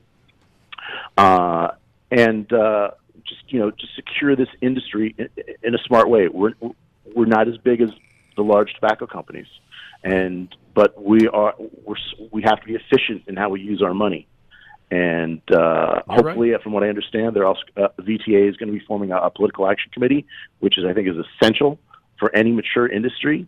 I mean, if you want to be heard, you need to go ahead and donate to these politicians, because these guys are going out on the limb for us in some way, shape, or form. And what do they expect? Right. Right. We got to, they're putting their reputation on the limb for us. We need to back them. Right. And that's what a PAC does. It establishes relationships, gives an open ears, and shows other people and other politicians that this is a mature industry that, you need to watch out for. Right. So I think all in all, calm down, focus, get our act together, continue to do the right thing, fund the state groups, and be efficient in how we approach this. And I think we're on the right path. I'm glad you called, because it's making me feel better. I'm between Heather and you look Tony a lot better, and Sherwin now, because obviously all that went on this past weekend, and it's very discouraging when you come back and you think you're trying to do the right thing, and then you're being told by big people in the industry and even advocates and people that we all know. Then I'm not going to name names now. I will if I need to in the future, but for right now, it's the fact that I'm told you just no. This is business. Just you need to stop and shut up and go away. And I got more money to make. I've got more money to make before you blow everything up and tell everybody what's, and that's really discouraging. Yeah. And coming in here today, I took yesterday off, stayed off social media, everything, and just needed to recharge. Coming in today, wasn't in a good mood, but between you and Fig and Heather, call me what, I'm feeling a little hopeful. I'm feeling a little better. Like maybe it's not the end. I honestly don't believe. I don't believe we're there. We just need discouraging. It is discouraging. But you know firsthand what I'm talking about, Sherwin. It's very discouraging when it's hard to do the right thing. And I know, like I said, I've been willing to put my company on the line. Right. What we do here, and I just wish everyone would put their money where their mouth is and quit giving it lip service and doing something else behind. No, get behind the VTA. Get behind the people that are doing stuff. Quit. It's. Again, I don't want to get started. I'll get in a bad mood again. I'm going to shut up now. Right. So. Stand behind. Yeah. Don't get a heart attack. Stand behind your principles. Do the right thing, because in the end, that's what pays off.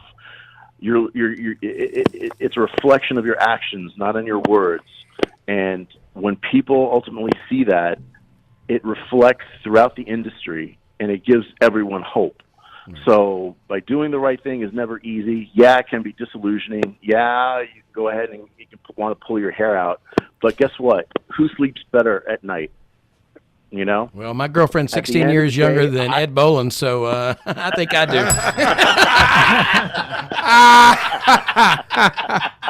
On that note, tell me who the Candy King is, bitch. On that note, Sherwin Mena, right to Vape PAC. So much better now. Thank you for calling in, brother. Good talking to you. Oh, my gosh. All right, bro. All right, buddy. Have a good day. Oh, my God. You want to comment? 888-VAPE-FAM. The numbers are open. 888-VAPE-FAM. Feel free to call in. If you hear the station just kind of pop on, you'll know you're on hold. So just hang loose. We'll get to everybody as soon as we can. Next caller, I believe we have Shane back. Shane, are you there? Yeah, I'm here, man. There we go. Sorry Hey, Shane made it. Sorry, I accidentally dropped you earlier. I got Fig instead. No problem. Both like to be tied up and gag balls, but hey, either That's way. true. That's true. Both fans of some bondage. Okay. Shane, what do you say, man? And he hung up. He's gone again. He just wanted to call in and laugh, maybe. Yeah. Okay. Well, Shane, I don't know what's happening with your phone, but try again. Let's go to line 3. A name we know, we love, we spent a large portion of last week with. Who is it? I always confused because I don't One know of who's our on the one phone. of one of our vape fam, truly, the one, the only, James Jarvis. Oh yeah. Oh, James. Vapor Trade Association. See, I got the name right too. Good morning, guys. James, are you under? Are you underwater? I am. I am not, but I'm close. I'm near water. Can you see me okay? Yeah. A lot of background noise, but yeah, we got you. I'm in a car with my buddy. We're traveling actually up to CTD. Oh, nice. Oh, We're nice. going Moon Mountain. Yeah, we're going to Moon Mountain. Going to go check him out. But what's your take? So my take is this. I think, what Tony said and obviously what Sherwin said, I didn't get to hear ahead of, but, we're exactly right. Now is not the time to panic. We need to have a sense of urgency. We definitely need to get back to the basics in this industry like we talked about. Focus on the smokers. Bring in new people so we can have more butts in the seats. Support your state associations like SIG does with vape tithing. I mean, it's amazing to know that somebody cares so much to give so much of his time to help the rest of us. Right. But we also need to support the organizations that are doing it correctly and the companies that are doing it correctly. Right. Tony has amazing points today, and he always does. Tony, the VTA is doing things the right way. They've got the people in place. They've done the research. We got folks like Demetrius that are out there that have gone above and beyond as well with the flavor study that we obviously is now uber important to what we're doing. But we can't panic, because if we panic, they win. Right. And it's point blank. We just can't do it. So, like I talked about this Saturday on the panel, we've got to start calling out the bullshit and letting them know we're not going to take it anymore and that they can just go ahead and close the door and walk out of the industry because we don't want them. We're not about that. We're about the other side.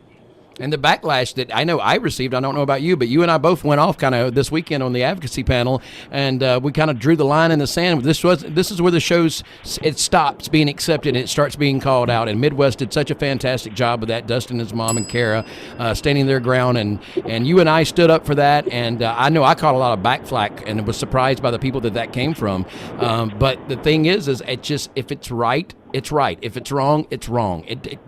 Some of these things aren't gray areas. Some of them are, but some of them aren't. And I fully agree with you. I've been, it was a mental. It messed with me to think I'm doing the right thing and being called out for doing it the right way. Carrying that much. And I know you did the same thing. I mean, so I appreciate you coming on to. Because I know you felt the same way I did, and it's nice to hear that. Like, all right, you know what? You're right. We got to shake it off, and it's time to get back in the game. One of the coolest things was after that, I got off stage and had a lot of hugs and high fives from people that were excited that you and I have actually drawn that line in the sand. But, I got a message from Tristan Thompson just saying, hey, man, fantastic way to stand your ground, great speech. Right. Yeah. And that absolutely blew me out of the water because, it made me feel really good and assured me that whoever got pissed off about what I said, they're part of the problem. Right. I don't care anymore. Right. That's right. Exactly. That's exactly. Yeah. Exactly. Yeah.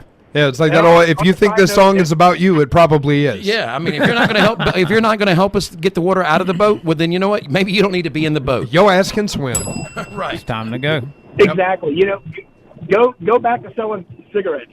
Yeah. That's probably what you want to do anyway. So I appreciate all the hard work I appreciate all the hard work that you put in there in Ohio plus nationally. But also, I want to say this. I mean, we were speaking about this earlier. James Jarvis, he had us come up and do a remote. Bo McCoy with Bouncing Betty, they had us come up and do a remote before we did the show this weekend. Those remotes and Transistor sponsoring us being there, those three things, those three companies are what made it possible for Vape Radio to even be there this weekend, and what we were able to do on the stage. And then what we did on the stage with the advocacy ended up starting a whole nother state group. And you see how those things trickle down and how much effect that they do have. But we've got people out there supporting the people. They'll throw their money at the people doing it the wrong way.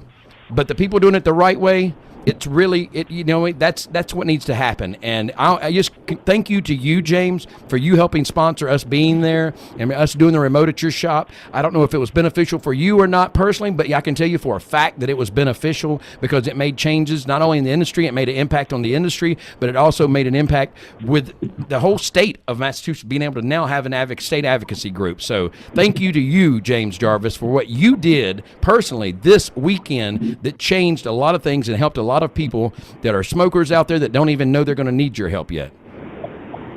Well, and James is everywhere too. I think, right? You know what? If it wasn't for people like Zach, I mean, and I said this to you, Rod, in the personal message, you continually make me motivated to keep moving forward. We all get frustrated whenever something ridiculous comes out yesterday, but this love of the family that we have in the vape industry is contagious, and now it's growing. Yeah. You continually push me to keep getting better and better. And Zach, my God, there couldn't be a better person in this industry than you. You give so much. Yeah. So I really appreciate that. I also want to say real quick, if Tristan Thompson's listening, thinking about you, buddy. Hopefully your wife is getting through and getting better, or they're finding out what's going on, because that's a scary thing. Yeah, his wife had some seizures, I think, this morning, and then she's in the hospital, and he's down there with her. So thoughts and prayers for sure from Vape Radio family down to Tristan and his wife for sure. That's Absolutely. But you're right, James. Thank you so much again for what you've done and just the part that you play, and for being so real this weekend. Because a lot of times advocates they maybe don't want to say completely the truth because they're scared of where their money comes from on the back end. But you know what? You don't. You get up there and you speak the truth, and there's a lot to be said about that. Damn right. Yeah, I definitely spoke the truth. All right, James. There might have been a Jaeger there. You know what, guys? Hold my Jaeger. Whatever it takes. Hey, continue to do what you do. Love you guys. Love Zach, you too, love man. you. Take care. Safe travels. Talk to you here shortly. All right, buddy. Good, James Jarvis of the Ohio Vapor Trade Association. Yeah. Very cool. Love James. He was fired up this weekend. He really was on the advocacy panel. He's good people. And thanks to him, again, that's the only reason. I mean, hey, Vape Radio needs your support, and thank God we had it from those guys to be able to be there to do what we did this weekend and help out in the ways that we could, and everybody ended up hating me like they did. Is there a video of that panel? I need to see this. Like, it was pretty exciting. I heard a lot, but I need to see the video. Oh, yeah, there's multiple angles of it. I'm sure it's out there. All right, stick around. We got more to come. I know we got a few people holding, so we will be with you as soon as we possibly can. So hold the line if you want to hop in. 888-VAPE-FAM is the number. We'll be right back on Vape Radio. Taking more calls, and I think maybe we got him on a landline. I don't know. Who? Our pal Shane from 50 Shades We of need Custard to do back. a fundraiser for him to get a new damn phone. Did he make it on already? Is he here? Shane, how are you? Yeah, I'm here. I hear you. What's up, Shane? Guys, how are you guys? Doing Good. well, man. Shane, you Hey, say just what? another day in Hollywood. That's it, I man. say, first I would like to say, I've heard some good things. I've been like Rod a little disappointed, walking on eggshells, not knowing which way to go with the company. So I've heard some encouraging things this morning that make me rest a little easier. 3 quick points I think that touched on earlier that we might do some things about. We are not hurting. I think we all agree we are more than 3%. And I was thinking just off the chart ideas. What if we put a big show on, and the promoters and the guys like myself that get boosts and go out there and sell our product? What if we just did it like a P2P business, like politician to politician, and we're not there to sell. We're just there to show who we are, where we can start getting a voice, especially during a time with this administration. Especially, is it really big on regulation? Because as a whole, if this industry went away, the trickle effect from all the manufacturing, I mean, everybody that makes bottles from the shipping, the entire industry is large. That's one topic. 2, maybe we should look at the industry we are as our company about how we actually advertise the flavors. Can we be creative about that possibly? Right. And because it just do we gotta splash it, and do we gotta say, and can we put a standard to to the industry that says, honestly, smokers aren't going to quit. I mean, vapors aren't going to quit vaping just because they can't see the product flavor real easy. You know what I'm saying? And it might take it back to the shops where you got to go in and get described what the flavors are to you hand to hand, and maybe we find a creative way to and be responsible to the industry and start branding all of us. That we are looking totally of rebranding our product without losing brand recognition, which is kind of hard, but you know, those kind of things I think are important. That we just got to look at that as a whole industry so we can be heard. You know, and there's a lot of truth to that. And I think some companies have done. I know Cyclops, Zach, you guys did exactly that. I mean, you had the gods and different things, but you turned around and made it where it's a different. Each bottle's a different color, but there's nothing there that it implies other than the color what perhaps the flavor profile is. You have to go into a vape shop, have it described to you and done the proper way. And I think, but you're right. There needs to be a standard that forces the other people that that aren't doing that to go. You're going to have to do that. So that's not a bad idea. Yeah, I think it's a great idea, and I think that's what the FDA is looking for us to do. Right. I mean, that's just responsible. If you want to be a live manufacturer, honestly, let's be real. We don't have to advertise as quite as flamboyant as we do and still do the same thing if we're creative about what we do and keep the passion of what we do.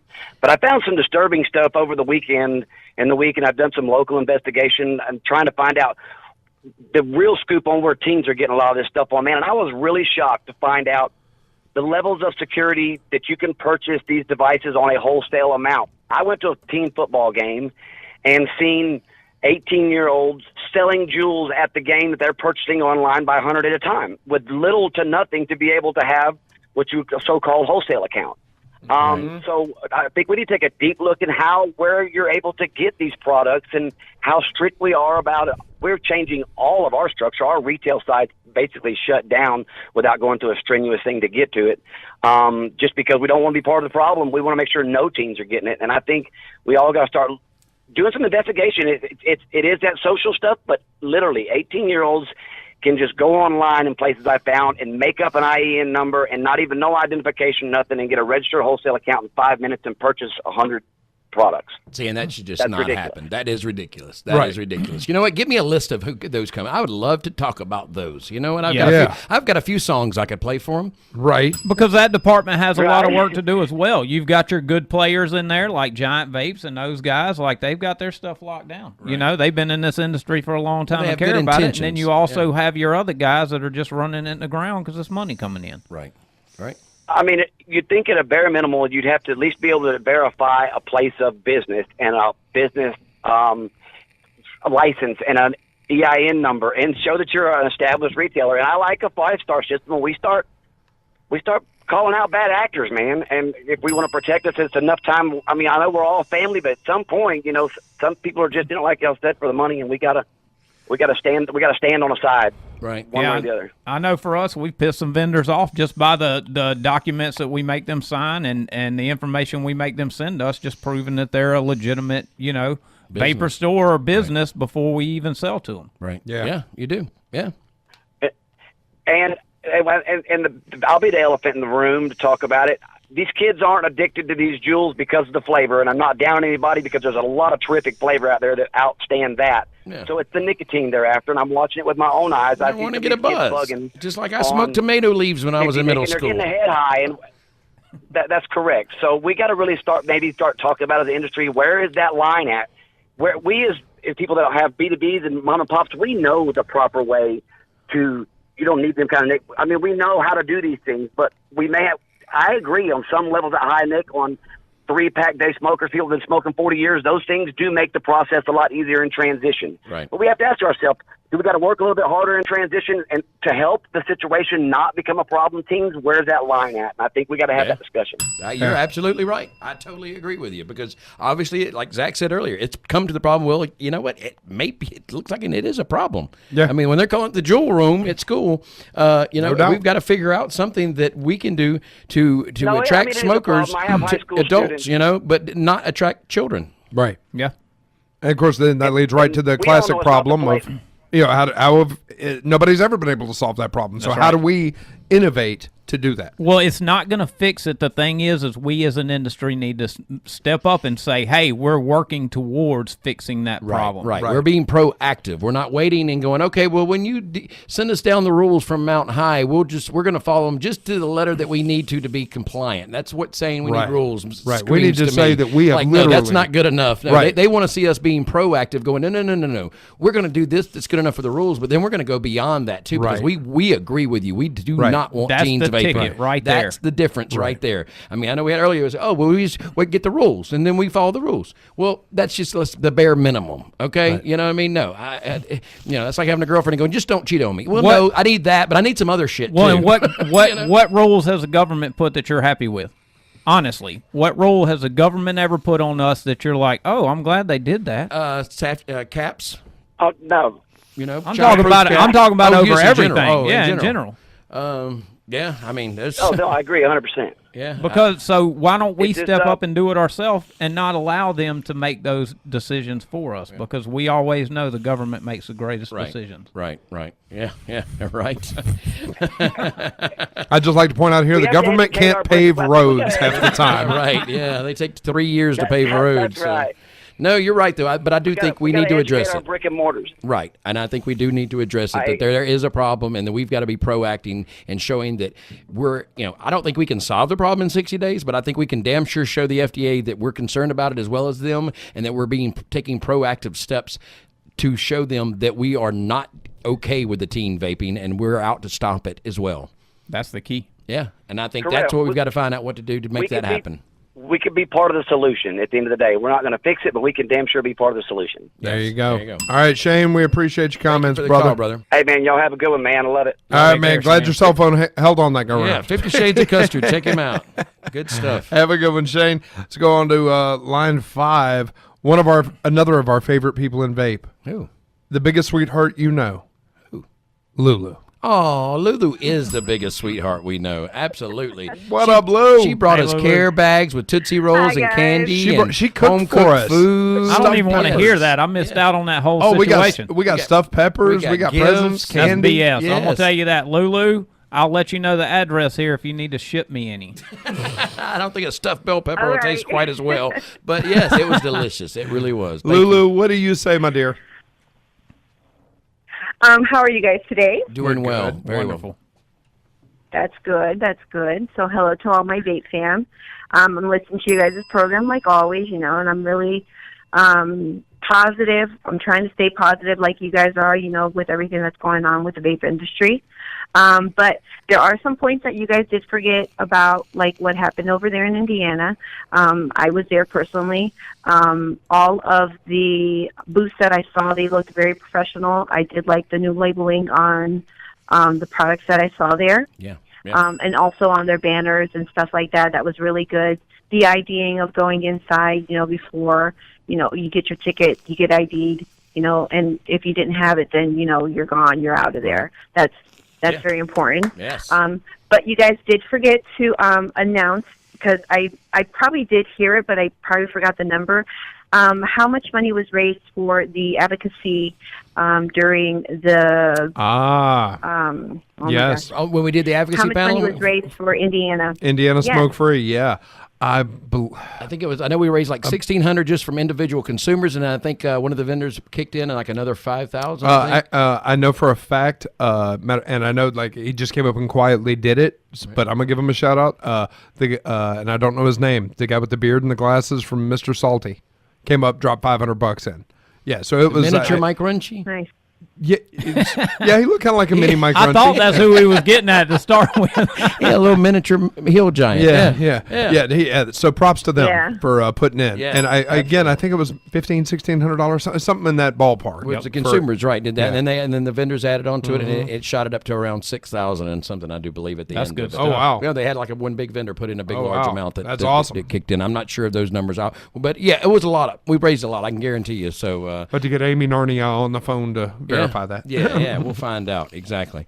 So, but a lot of good came out of this weekend. I mean, it seems like, unfortunately, I had to rattle a few cages, it seems like, to get some awareness on what was going down. And props to the TVL crew because they put in big on that, too, to raise that money. TVL, yes. So, a big shout-out to TVL crew. Those guys have come so far, and they're working really positively in this industry, actually, to make things better. And Mayor and Marlowe, what up? Mayor and Marlowe, absolutely. But no, and we love you. Thank you so much for showing up this weekend and all the support. You are always there. Again, you are always there. Every show we go to, anywhere that's within driving. How far did you drive, Lulu?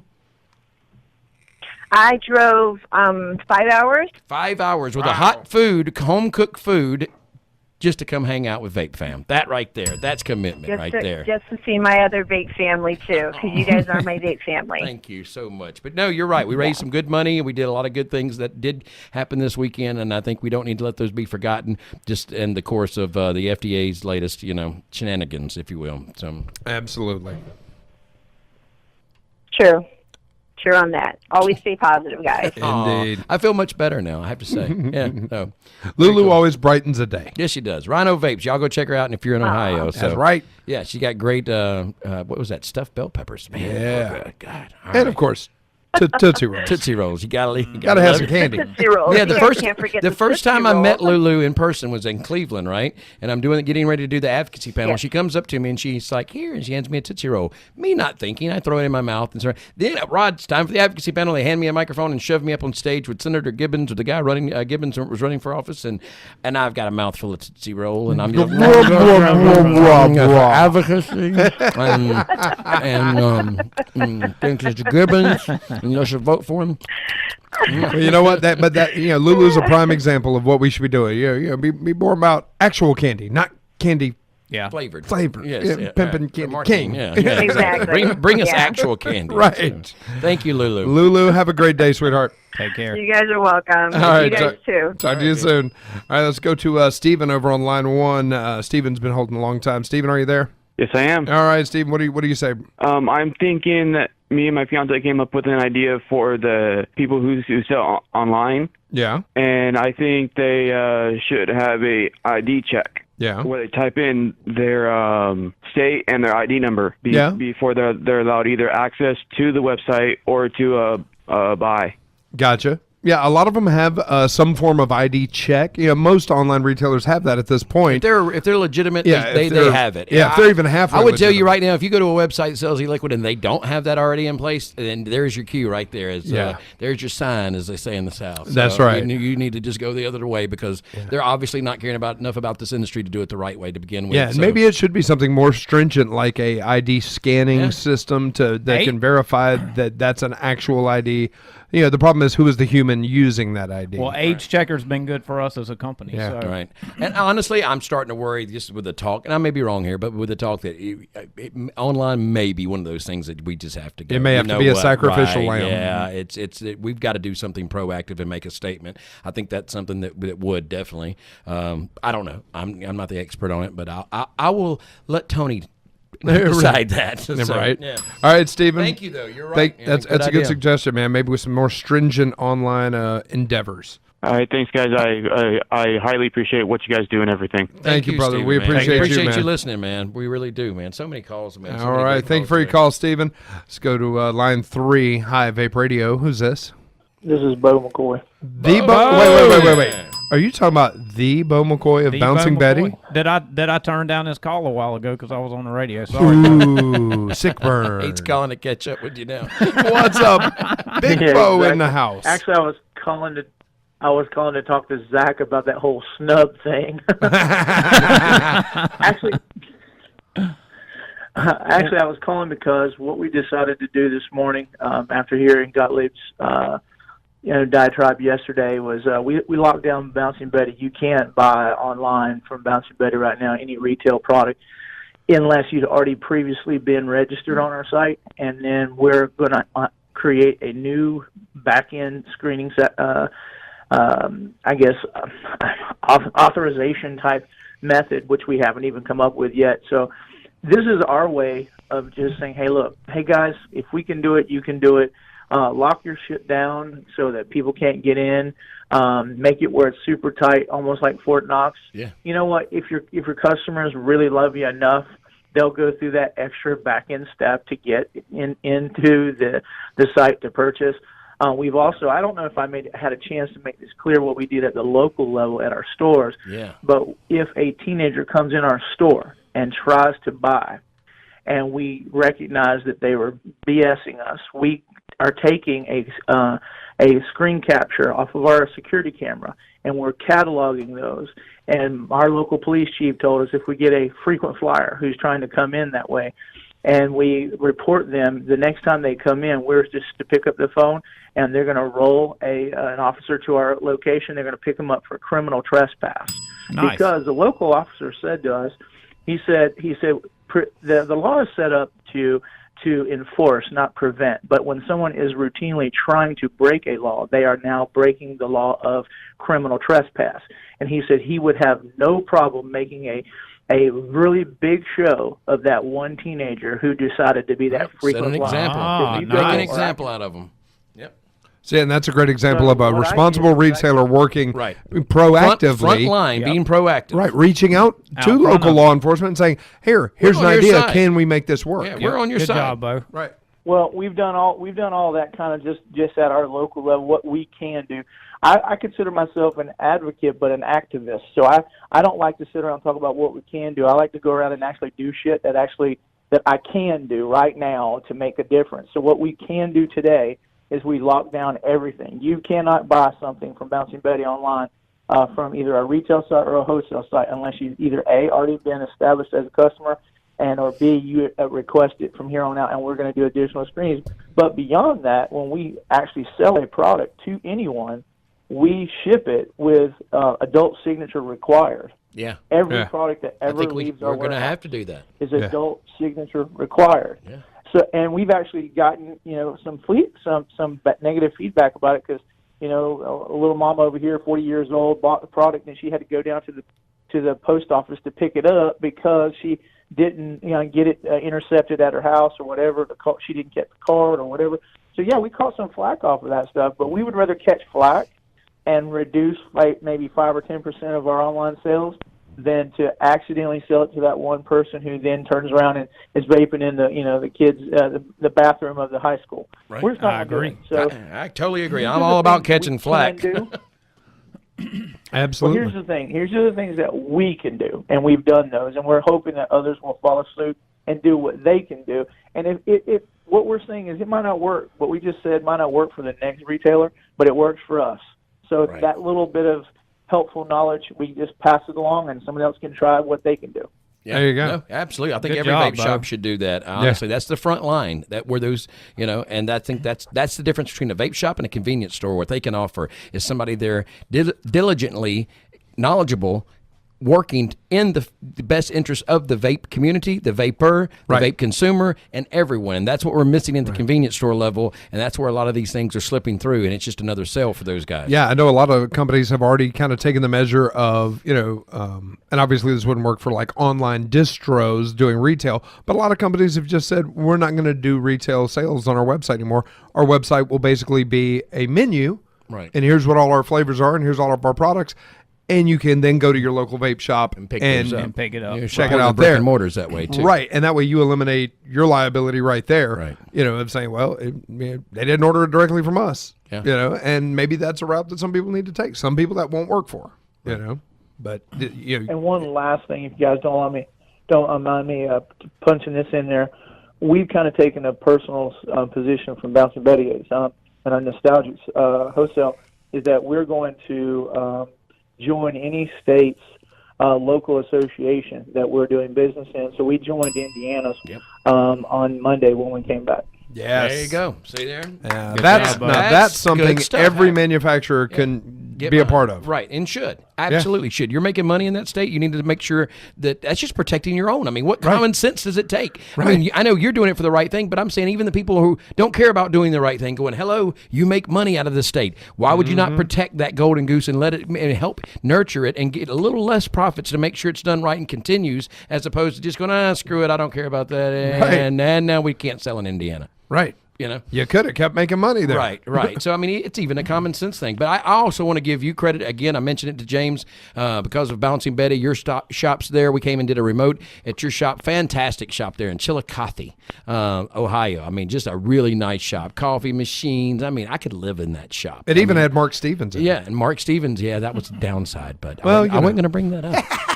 But you know what? We couldn't have been there, and at Midwest, Vape Radio could not have been there doing the advocacy and doing what we did if it weren't for you and your crew there bringing us in and helping Transistor, you, James, Jarvis, you guys helping support Vape Radio to come in and do live remotes. We will come work for you. We'll come do what we can do for you, but we do need the support to do those shows. And you were one of the people that stepped up, and cared enough to do it and have us bring us in and do that so we could do what we do for the other manufacturers that are all benefiting from it at no cost there at Midwest Vapor Expo or any expo that we go to.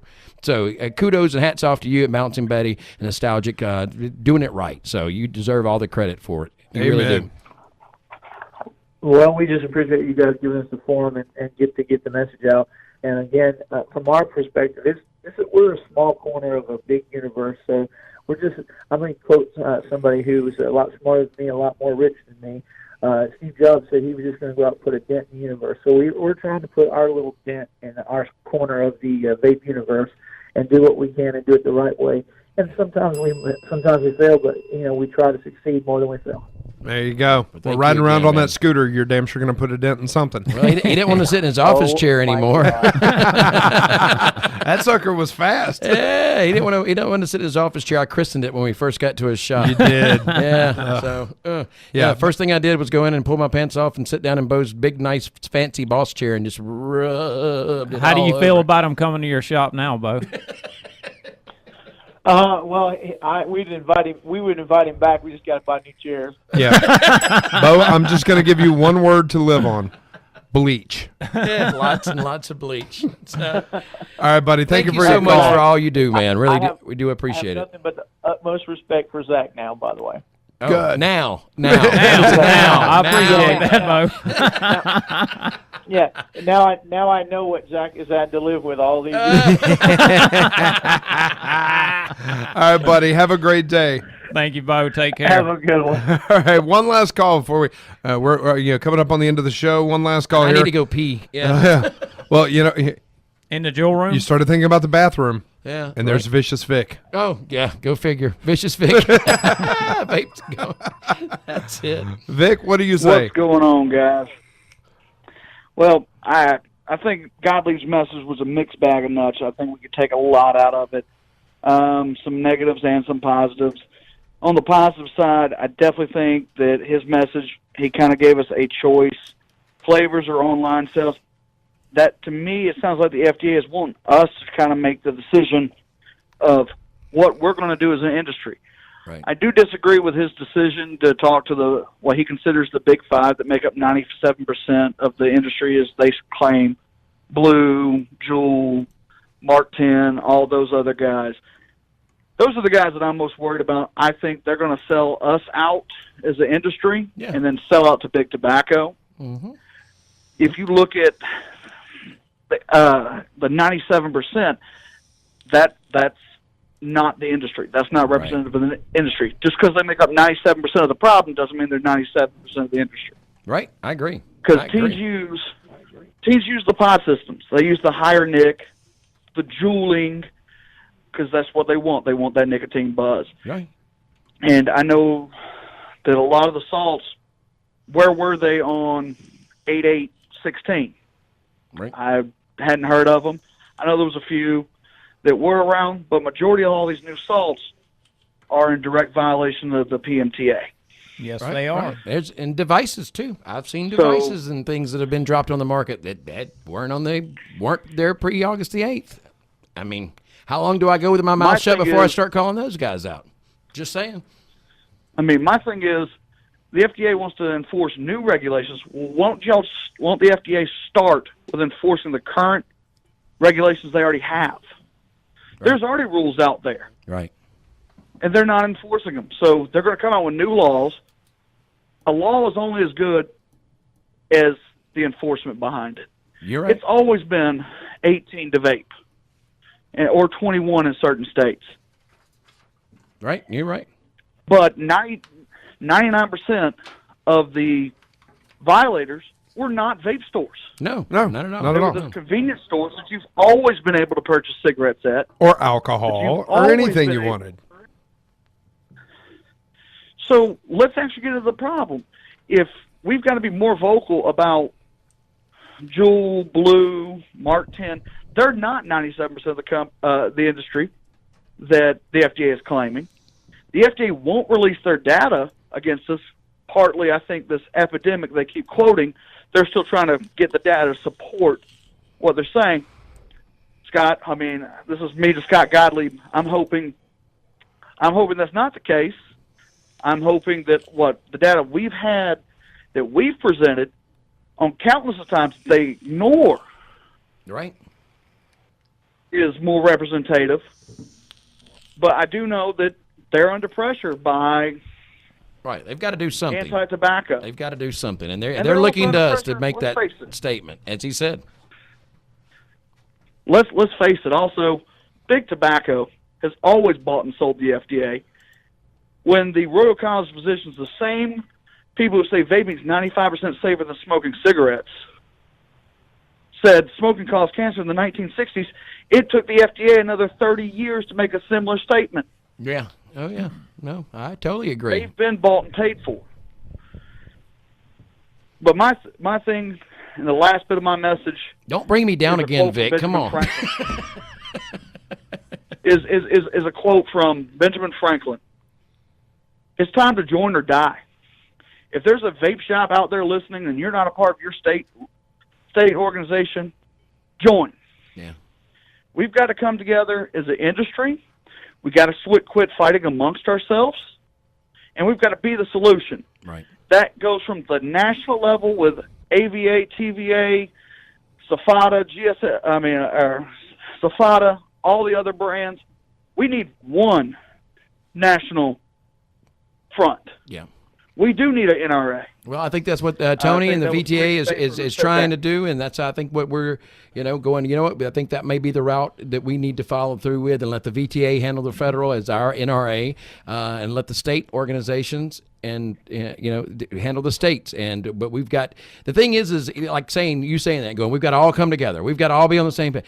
You know, we've been saying that shit for fucking years. It's time to do it.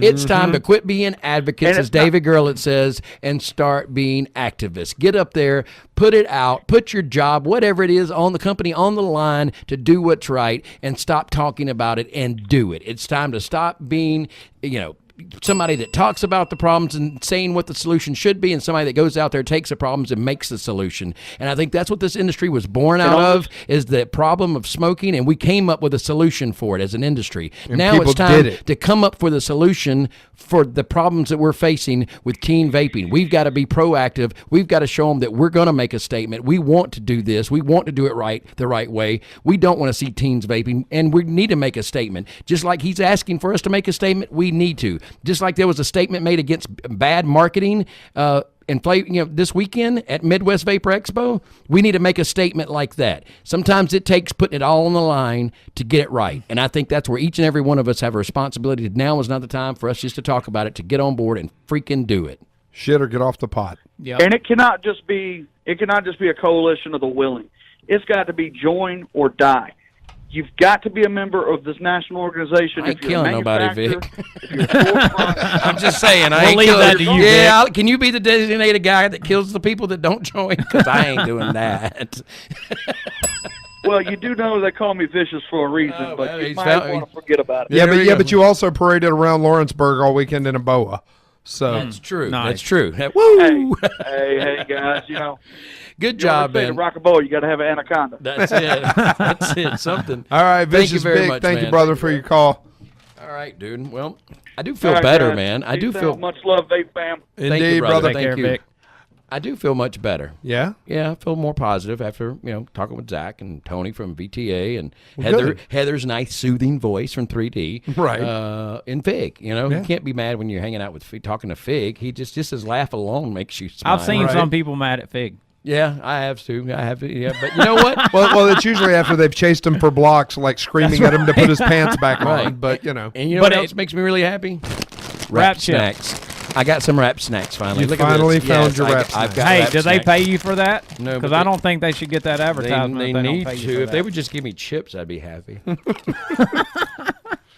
What do they taste like? Give us a review. I Give love us a review, Rod. They're very good on the inhale. I just love the fact that like he is militant about his vape, but he's like just a complete corporate whore shill for any wrap snack flavor. I'm seeing a whole new Rod right They're now. delicious. Try them. I can't try them. Freaking awesome. On that note, it's about lunchtime. We're going to go grab a bite to eat. Scotty's up next. Stick around. We got more to come. Vape Radio, vaperadio.com, and the free Android app. And get out and do something today.